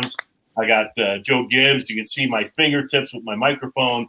Dexter Mann, all those guys. And now, media day comes in and can't even get anywhere near to Elway. But go to lunch, putting away all the hats and the towels and shirts I bought for everybody. I'll give me this.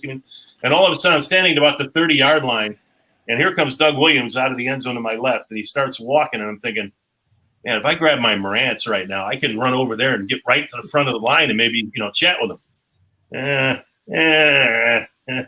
I'll go talk to the offensive lineman. Well, now he comes up at about 15, and now he's coming up the stairs, and I'm about 15 rows back, and now he's even with me, and I'm like, God dang. So I start to grab my Marantz, and he just starts walking toward me. And he just comes right up to me and he goes, "Is this good?" I said, "Perfect." So I got my porn stash working. I got my sweatshirt with the baseball stripes on, and I'm just talking to him. I'm holding like Dan Pompei's mic. I got somebody, I think Chris Berman had me something, and I'm just standing there and I'm like right next to Doug Williams. I hear them ask him, what's it like being a black quarterback? It was so surreal. The next morning, I'm getting ready to feed. Both Chicago and I think one of the girls from across the hall. I don't know if it was Carrie or the other one. Says, "You're a star. You're on the back page of the Chicago Sun Times." And there was this big picture of me sitting right next to Doug Williams. And I said, "Well, see, Fred, I've been busting my hump while I'm here in San Diego." Hey, Fred, I just want to say a few words before my battery dies out here and I fade away. But again. Congratulations, happy retirement. Some of the things best memories I have is when we'd get into our music discussions in the office. When new albums would come out, we'd beat each other up. You like this guy, you hate that guy. Is this album sounding good? It was those other interests that kind of drew us together too. But one thing that was brought up a little bit earlier, I think Dave brought it up, is the opportunities that our place provided, because I think you did a lot of the assignments. You were in charge of who did what. And having the opportunity to go out and cover games exposed us to other people in town, and hopefully everybody used that opportunity to meet some fellow people at higher ups at whether it's radio stations or television stations in town, and it just allowed you to begin a friendship and begin a relationship with some of the other people whose jobs, quite frankly, you were trying to get or would hopefully replace them at some point. And so in that aspect, it was invaluable. It was such a learning ground for all of us. Even though we thought we knew everything coming out of college, still going out and covering the pro sports teams here in Chicago is a different beast, and you got to know how to walk that fine line. But being able to go out and cover games like we did just opened so many doors for, I know, myself and for a lot of us others, who worked with us. And, a lot of us have been really lucky with how things have turned out.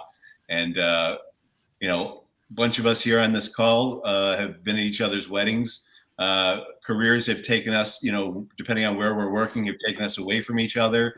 Sometimes we're running into each other a little bit more oftentimes than others when, we're out covering events. But we've all remained friends through it, and through, good times and unfortunately some bad times. So I'm glad we have been able to do all that, maintain our friendship, and hopefully we can get together again here soon in person once all this shit is over with. But thanks for what you've done to help me out early on in my career and remained a friend. So I really appreciate it. Congratulations again.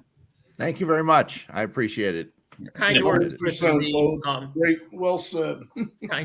Absolutely. When you watch, like I said, I've always, watching Chris Bowden, one of the first guys that I saw leave the nest to go on to bigger and better things. And that's Lou you're thinking of. That's Canellis you're thinking of. Yeah. Are you talking about old lawn or sports phone?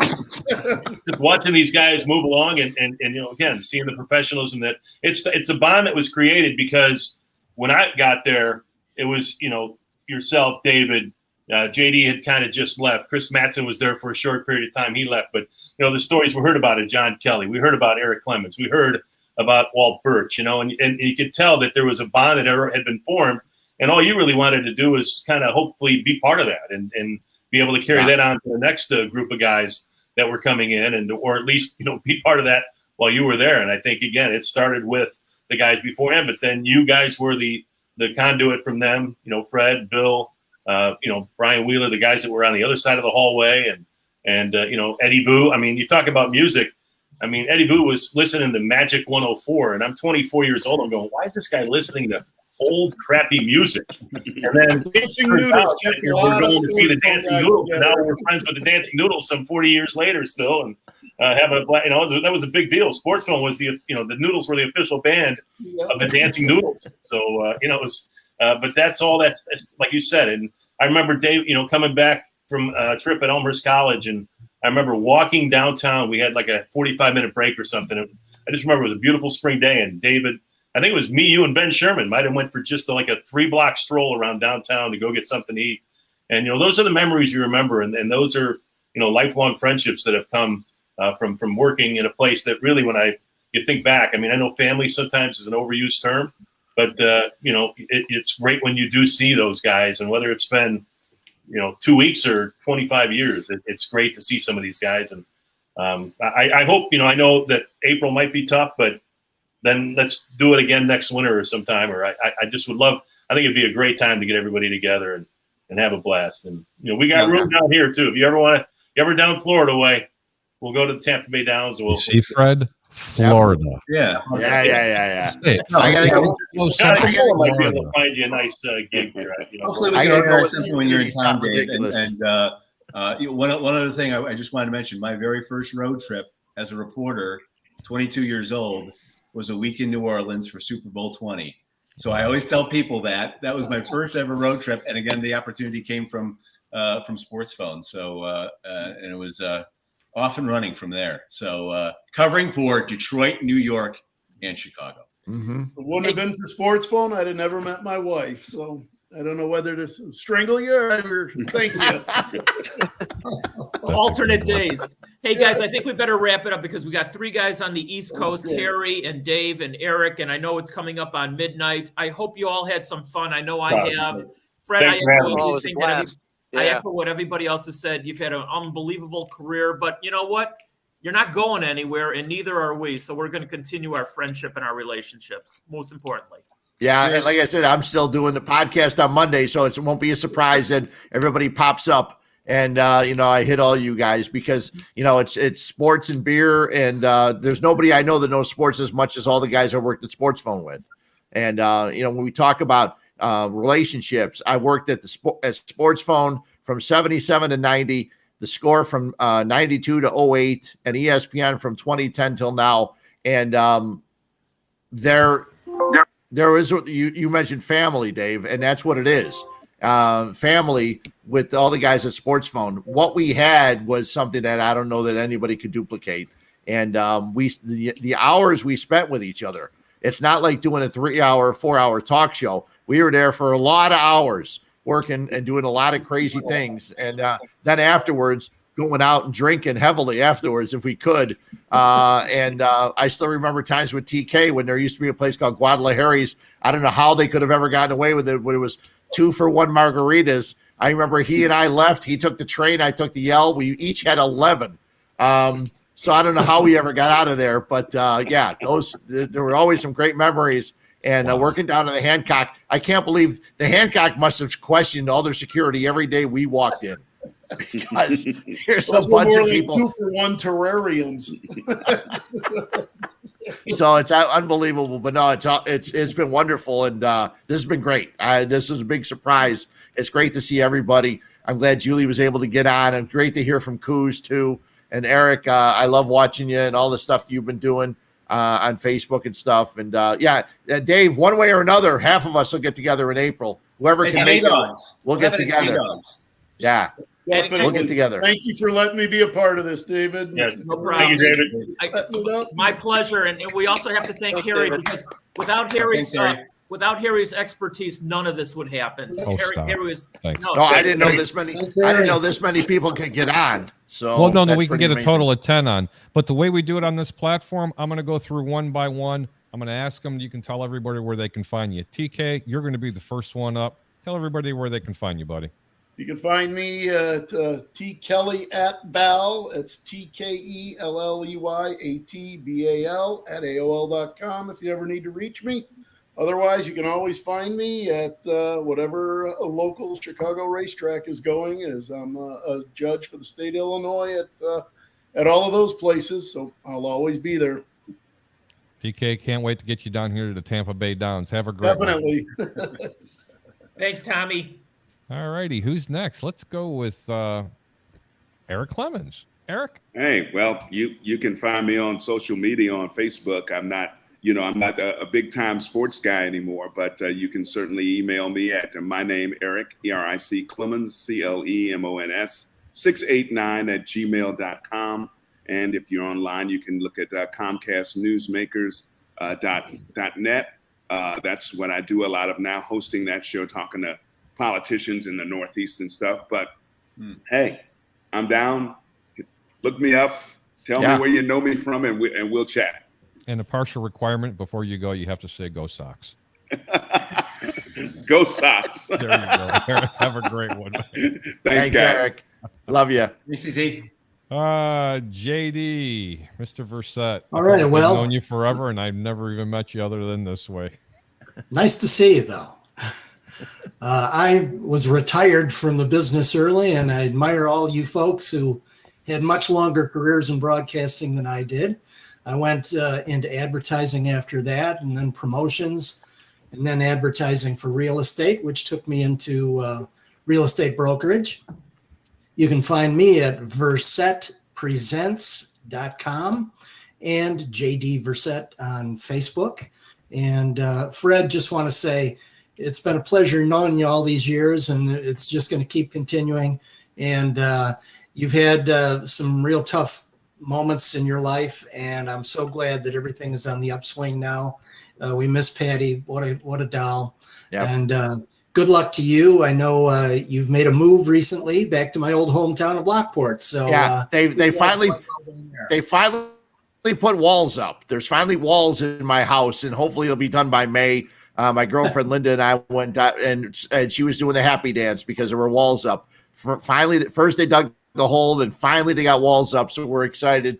But yeah, moving to Lockport, going to a Lockport basketball game this weekend, and looking forward to it, becoming a member of the Lockport community. So exactly. Thanks. The Porters won the state football 8A this year. So yep, I went out. I was out there in DeKalb freezing my ass off watching the game. Yeah. It's wonderful.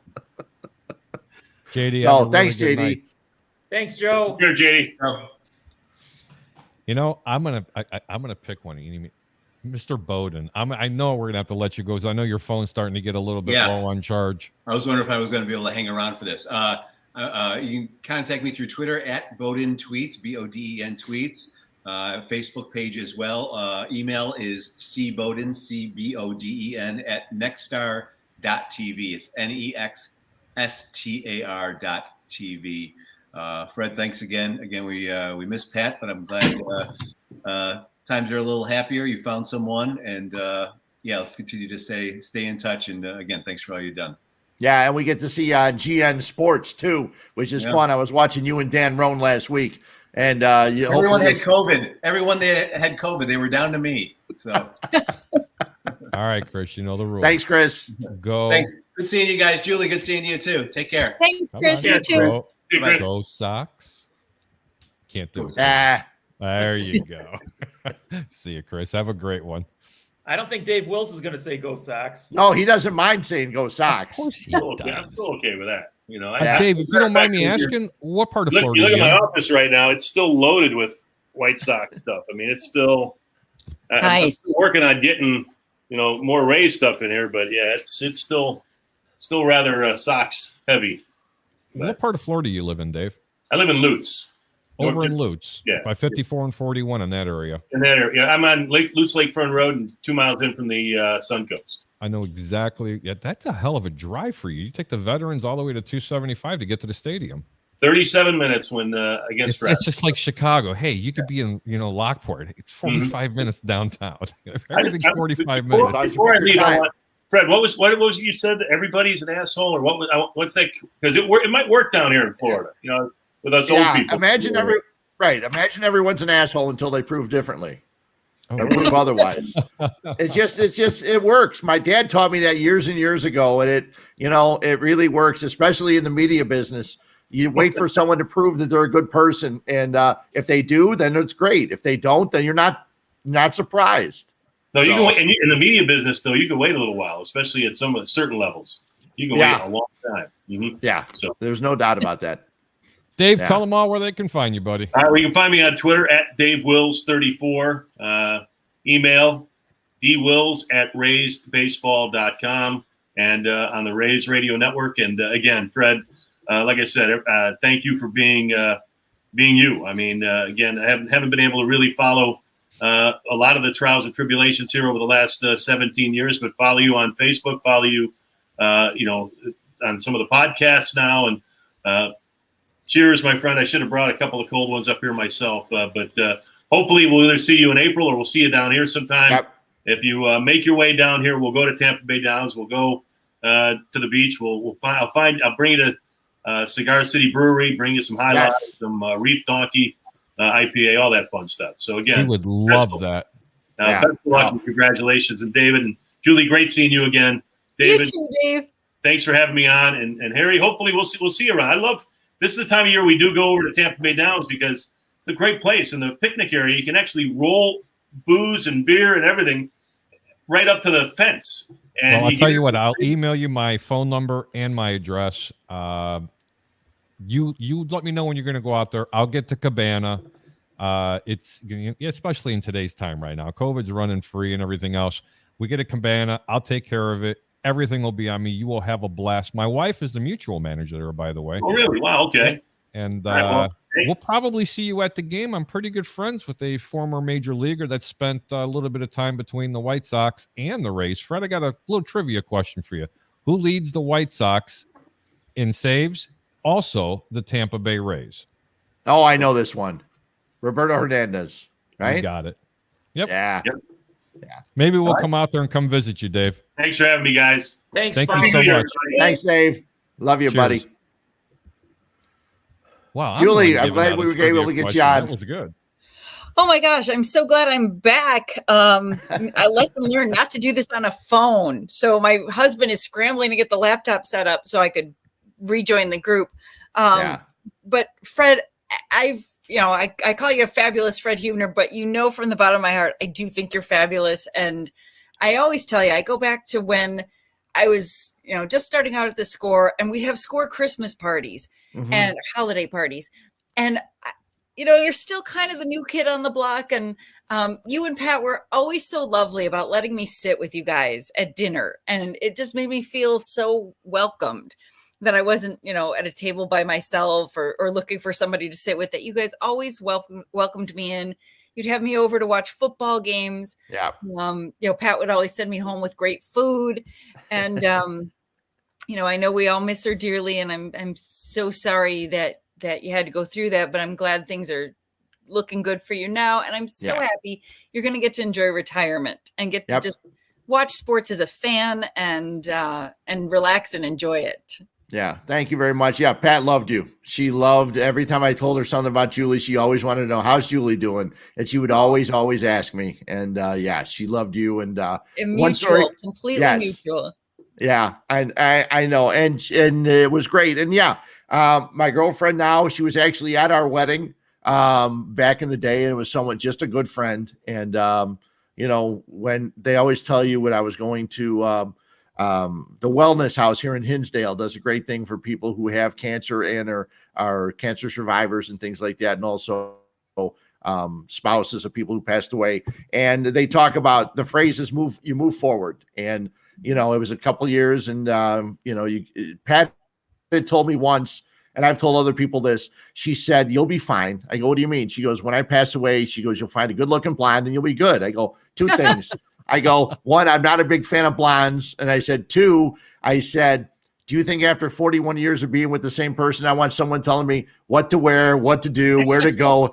I said, no, that's not going to happen. And here about 2.5 years later, I'm with someone and we were always good friends. And now we've taken the next step and it's wonderful. So hopefully she would be happy that I'm going to move forward and getting out of this house, though. Every time I look around, everything is Pat. That's why we had to build a new one, because I couldn't have her move in here. It would have just been, well, Pat, you would do that.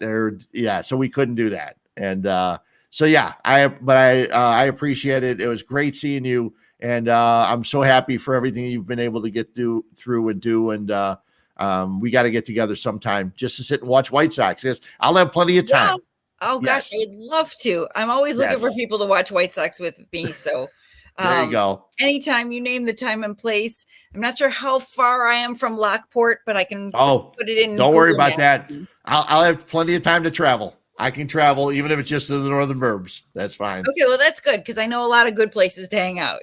Cool. And that sounds great. David, you're certainly welcome too. Harry, I don't think we've ever met face to face. No, but I'm glad to get to meet you and glad you're running the show here. And I seeing so many great faces of people I worked with and knew and just hung around with. I think that's one of the things that I've been reminiscing about with the passing of Jeff Dickerson this week.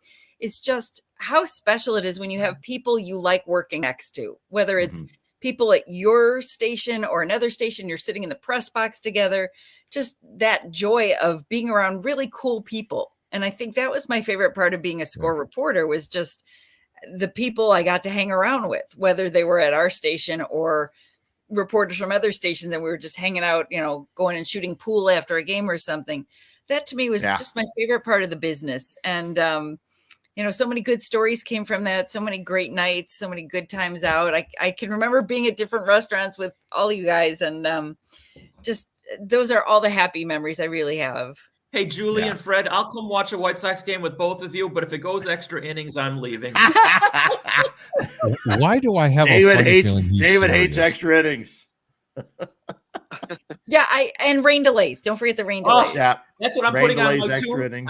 I'm going to put that on my tombstone. They're going to look at it and go, it's going to say, this dumbbell will see no more extra innings or rain delays. That's a promise.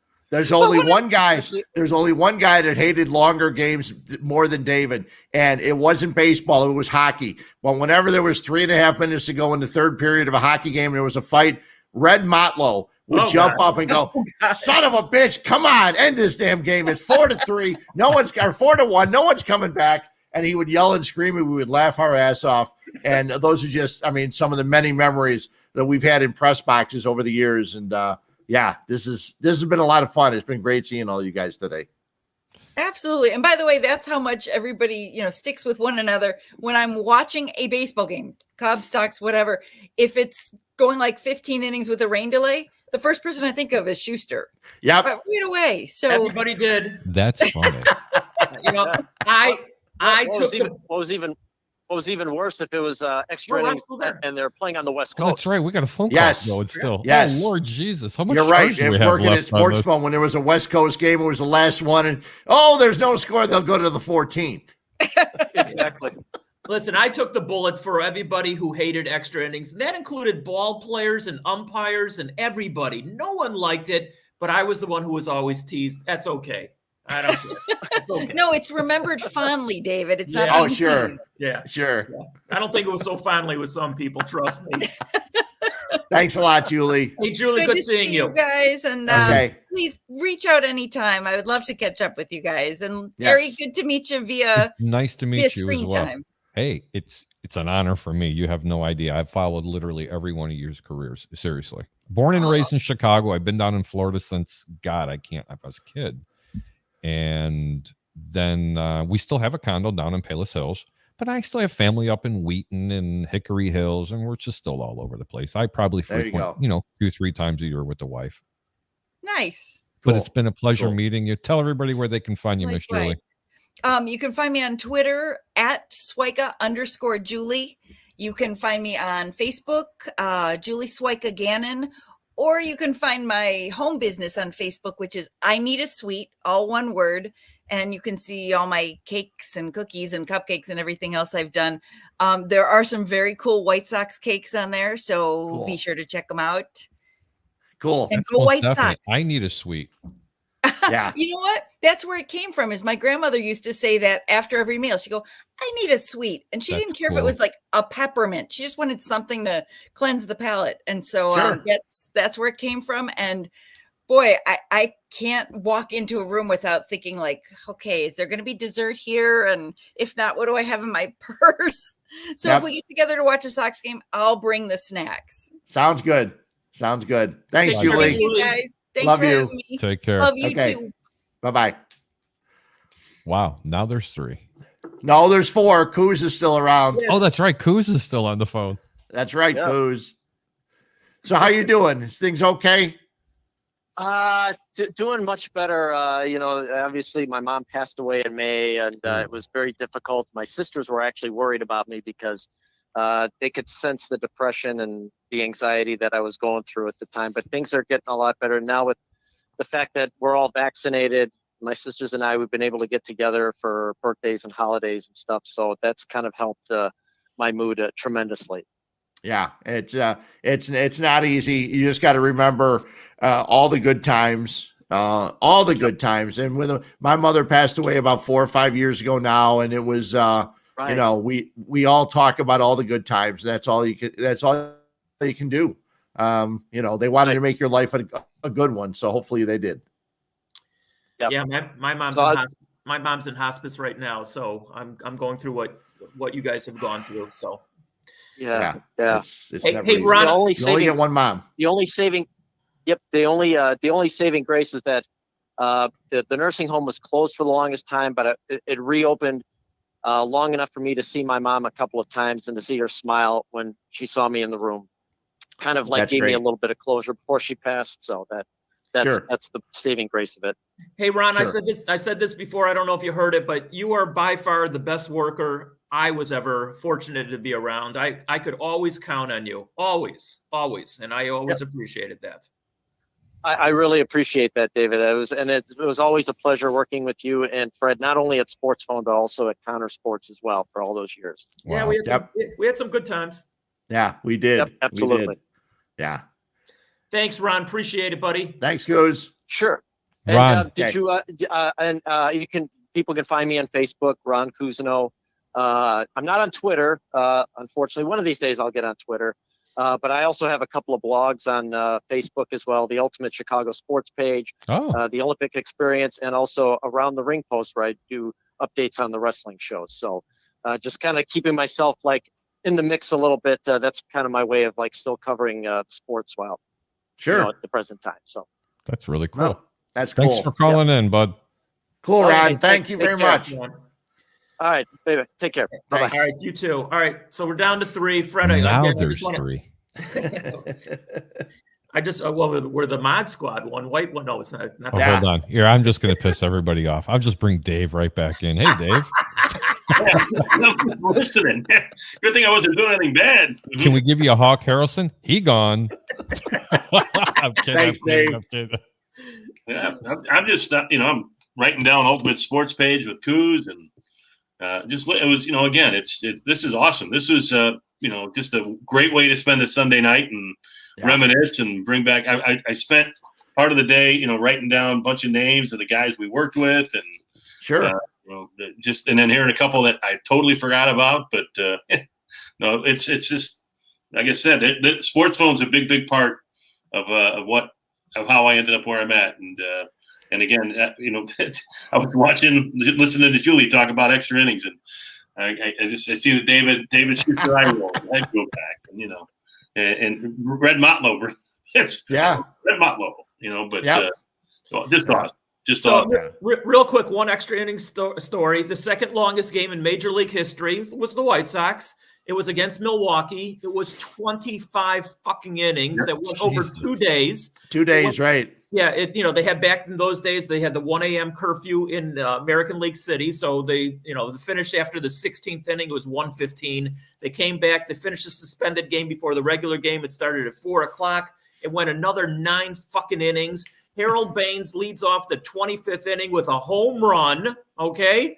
This is a big story. He stiffed us. Oh. He stiffed us. No, he didn't. Yes, he did. Listen, he was not a nice guy. No, he had 3 homers. He had 3 homers in a game one time, and I went up to talk to him, and we're all huddled around him. 3 homers in a game. He said, "I was just doing my job." Now my math, I couldn't come up with math. Like I said, I never wanted to take math or science again. I should have figured, okay, 162 times 3. So basically, you should be hitting like 350 homers a season. What the fuck you been doing all these years? If this is just doing your job.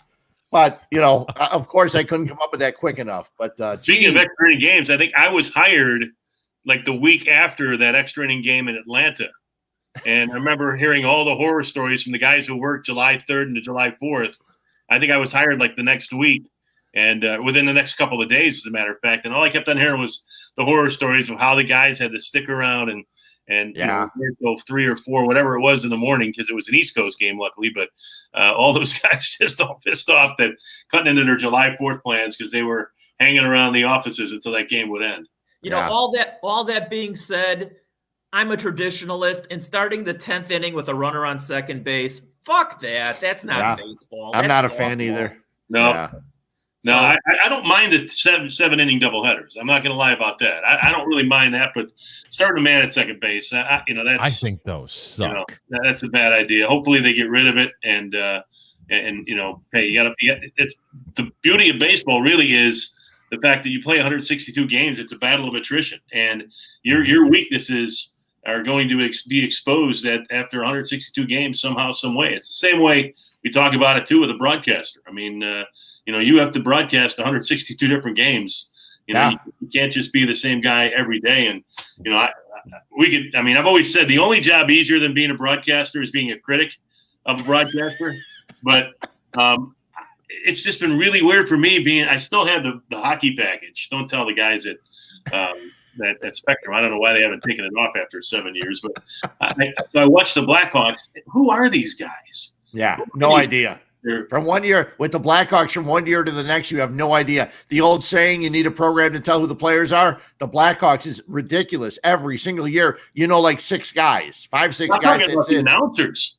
I know. To tell the announcers. It's awful this year. This is awful. Yeah. It's incredible. Yeah. So they're jumping around. They have like different guys almost every game. And it's Foley's last year. I'm not sure what the organization's doing, if they're trying to look for one guy that clicks. But Steven Nelson actually is really, I like Steven Nelson doing a lot during baseball. I know he's done hockey in the past. I don't know if he's a guy that wants this job full time, but yeah, it's weird. It's hard to listen to. Yeah, definitely different. Mm-hmm. Yeah. Hey guys, I'm gonna check out because my bladder is just about up to here. Your bladder? Well, I've had. Can you show me how high it is big again? Ones, so it's up to here. I'm about the same way. And Dave, we will do April one way or another. We'll get together. Sports phone. We needed a darn key to go to the bathroom. Dave, don't you have to make an update for the sports phone? I'm working on my grid right now. That was the other thing I wanted to ask. I was like, I know David. Again, it was royalty coming in and working with David Schuster for Sports Phone, brought to you by the Sun-Times, and I always kind of wondered, I think he was the guy who gave me Bill and Mary. Like instead of saying William and Mary, it was Bill and Mary or whatever. But sure. You're coming up with different ways that somehow, some way. I think the most I ever got in was like 31 scores or whatever in a 60 second. I'm trying to think those were little records we tried to do to try and see almost as many games as possible in that 1 minute. And I did the same thing. Sports phone finals. I did 31 scores in 59 seconds. Yeah. And we were flying, absolutely flying. Absolutely. It was crazy. And if you missed, and everybody's waiting for you to go to Streeters or go to or Pippins or whatever, and they're all waiting for you, and it'd be like you hang the phone up. And so you guys were actually the modern day internet, which is funny. Basically, yeah. Really people came to us. Pretty cool. Yeah. It was Dave, great. have a good night, my brother. Thanks again. Thanks, Dave. We'll be in touch again, Fred. Congrats, David.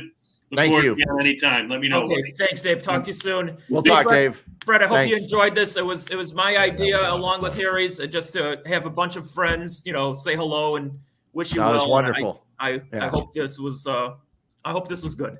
Yeah, no, I had a great time. Absolutely. And seeing Eric and everybody else was great. Sorry, Matt, Chris couldn't figure out his audio, but I'll get in touch with him, and he's been doing really well over the last several years out in LA, and that's great. And no, this is great. And this is what I talk about working in this business for this long. And like I said earlier, none of the relationships stick as much as the sports phone relationships.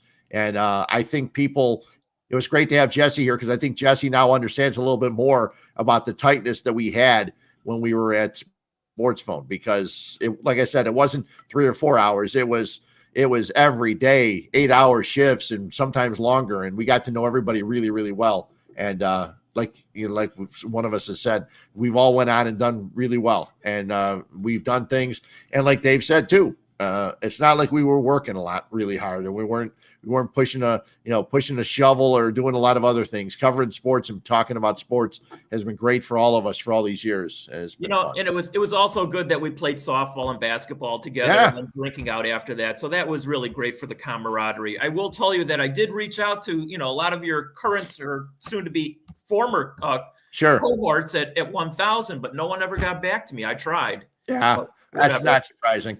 And it was funny because TK said it earlier, but that was my only regret in the whole thing, is that someone for some time didn't give me a regular shift with another guy as a duo. It was Murph with Fred or North, and I was with him and stuff like that, which is great. I love those times. I love, people don't believe me, but I loved working mornings for 9 straight years, getting up at 2:30 in the morning, Monday through Friday. It was wonderful. My day, I was home by 11 every day. I mean, how do you beat that, especially in the summer? So, but yeah, and there aren't many regrets, but that's one. It's not even a regret because I never had the chance. But yeah, everything else has been great. I've loved everything I've done.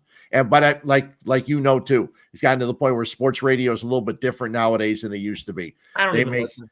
Well, yeah. Well, tomorrow, Antonio Brown's going to be all over. The dirtbag doesn't deserve anything. Yeah, he's got a mental problem, and he's got all these enablers that have allowed him over the last couple of years, and Tom Brady's one of them. Even though he came out and said it afterwards, he wanted him, and he knows he's had problems. Yeah. But if you can help us, it doesn't matter. And so, yeah, tomorrow will be a good day not to listen. So Harry, appreciate you putting all this stuff together with technical side. That was great. You know what? I got to tell you something, and it's almost like I'm not even worthy to be in this room, literally. Fred, the careers that both you and David have had, and the other peoples that you've had on, from John Bowden and everybody else, all bullshit aside, when I moved here to Florida, I knew who David Schuster was. Now we're talking in 1984, guys. Right. Okay. And I would travel back and forth. So when the internet came on, and then when the Score, and then when ESPN 1000 came around, and then they had websites, and then they were broadcasting it, I used to listen to the post games. Yeah. I used to follow a lot of the things that you guys were doing. And it was really cool experience, man. I'm really, really glad and seriously honored just to be here listening to some of those stories, because brother, that was something. And I can't wait to do some shows with you maybe in the upcoming future. Hopefully on my platform. I think it would be a lot of fun. Yeah, Fred, we got time. Fred, are you coming? I hate to ask this, but are you coming to either Jeff's wake or funeral the next couple days? I don't know. Are they planned yet? Yeah. Okay. Well, of course, nobody sent me information, so I'll eventually track it down. When is it? Well, the wake is tomorrow from 3 to 8. Shit. People don't let me know shit. Okay. Yeah. Hey, I'll tell you what. You guys can discuss this in a second. Stand by. Don't go anywhere. Let me end the show. I just wanted to say thanks for everybody for tuning in. Thanks for all the guests. Going. My God. Thanks for everybody for tuning in tonight. Thanks for all the people. Go ahead and chime in. Roger Shue, I knew you were a big fan. Troy, I know you love to troll a lot of the shows. And you know what? From everybody else that was out there, make sure you tune into 1252 Sports. Go ahead and check out Huebner's Brews and Views. It's on Monday nights. And I'm going to go ahead and promote myself real quick, David, if you don't mind. I got a show called The Over Under on 1252. It's on various platforms. It's where I handicap a lot of the games. This week, I'm on another heater, 9-1. I'm sorry, 9-2 last week, 7-1 this week. And it's just been a real phenomenal time. And as I always say, guys, keep your bets low and your returns high. Any parting words, David? No, I appreciate everybody tuning in, listening. If they're still here 2.5 hours later, there's something wrong with them. Fred? Thanks, Harry. God bless you, brother. Thank you.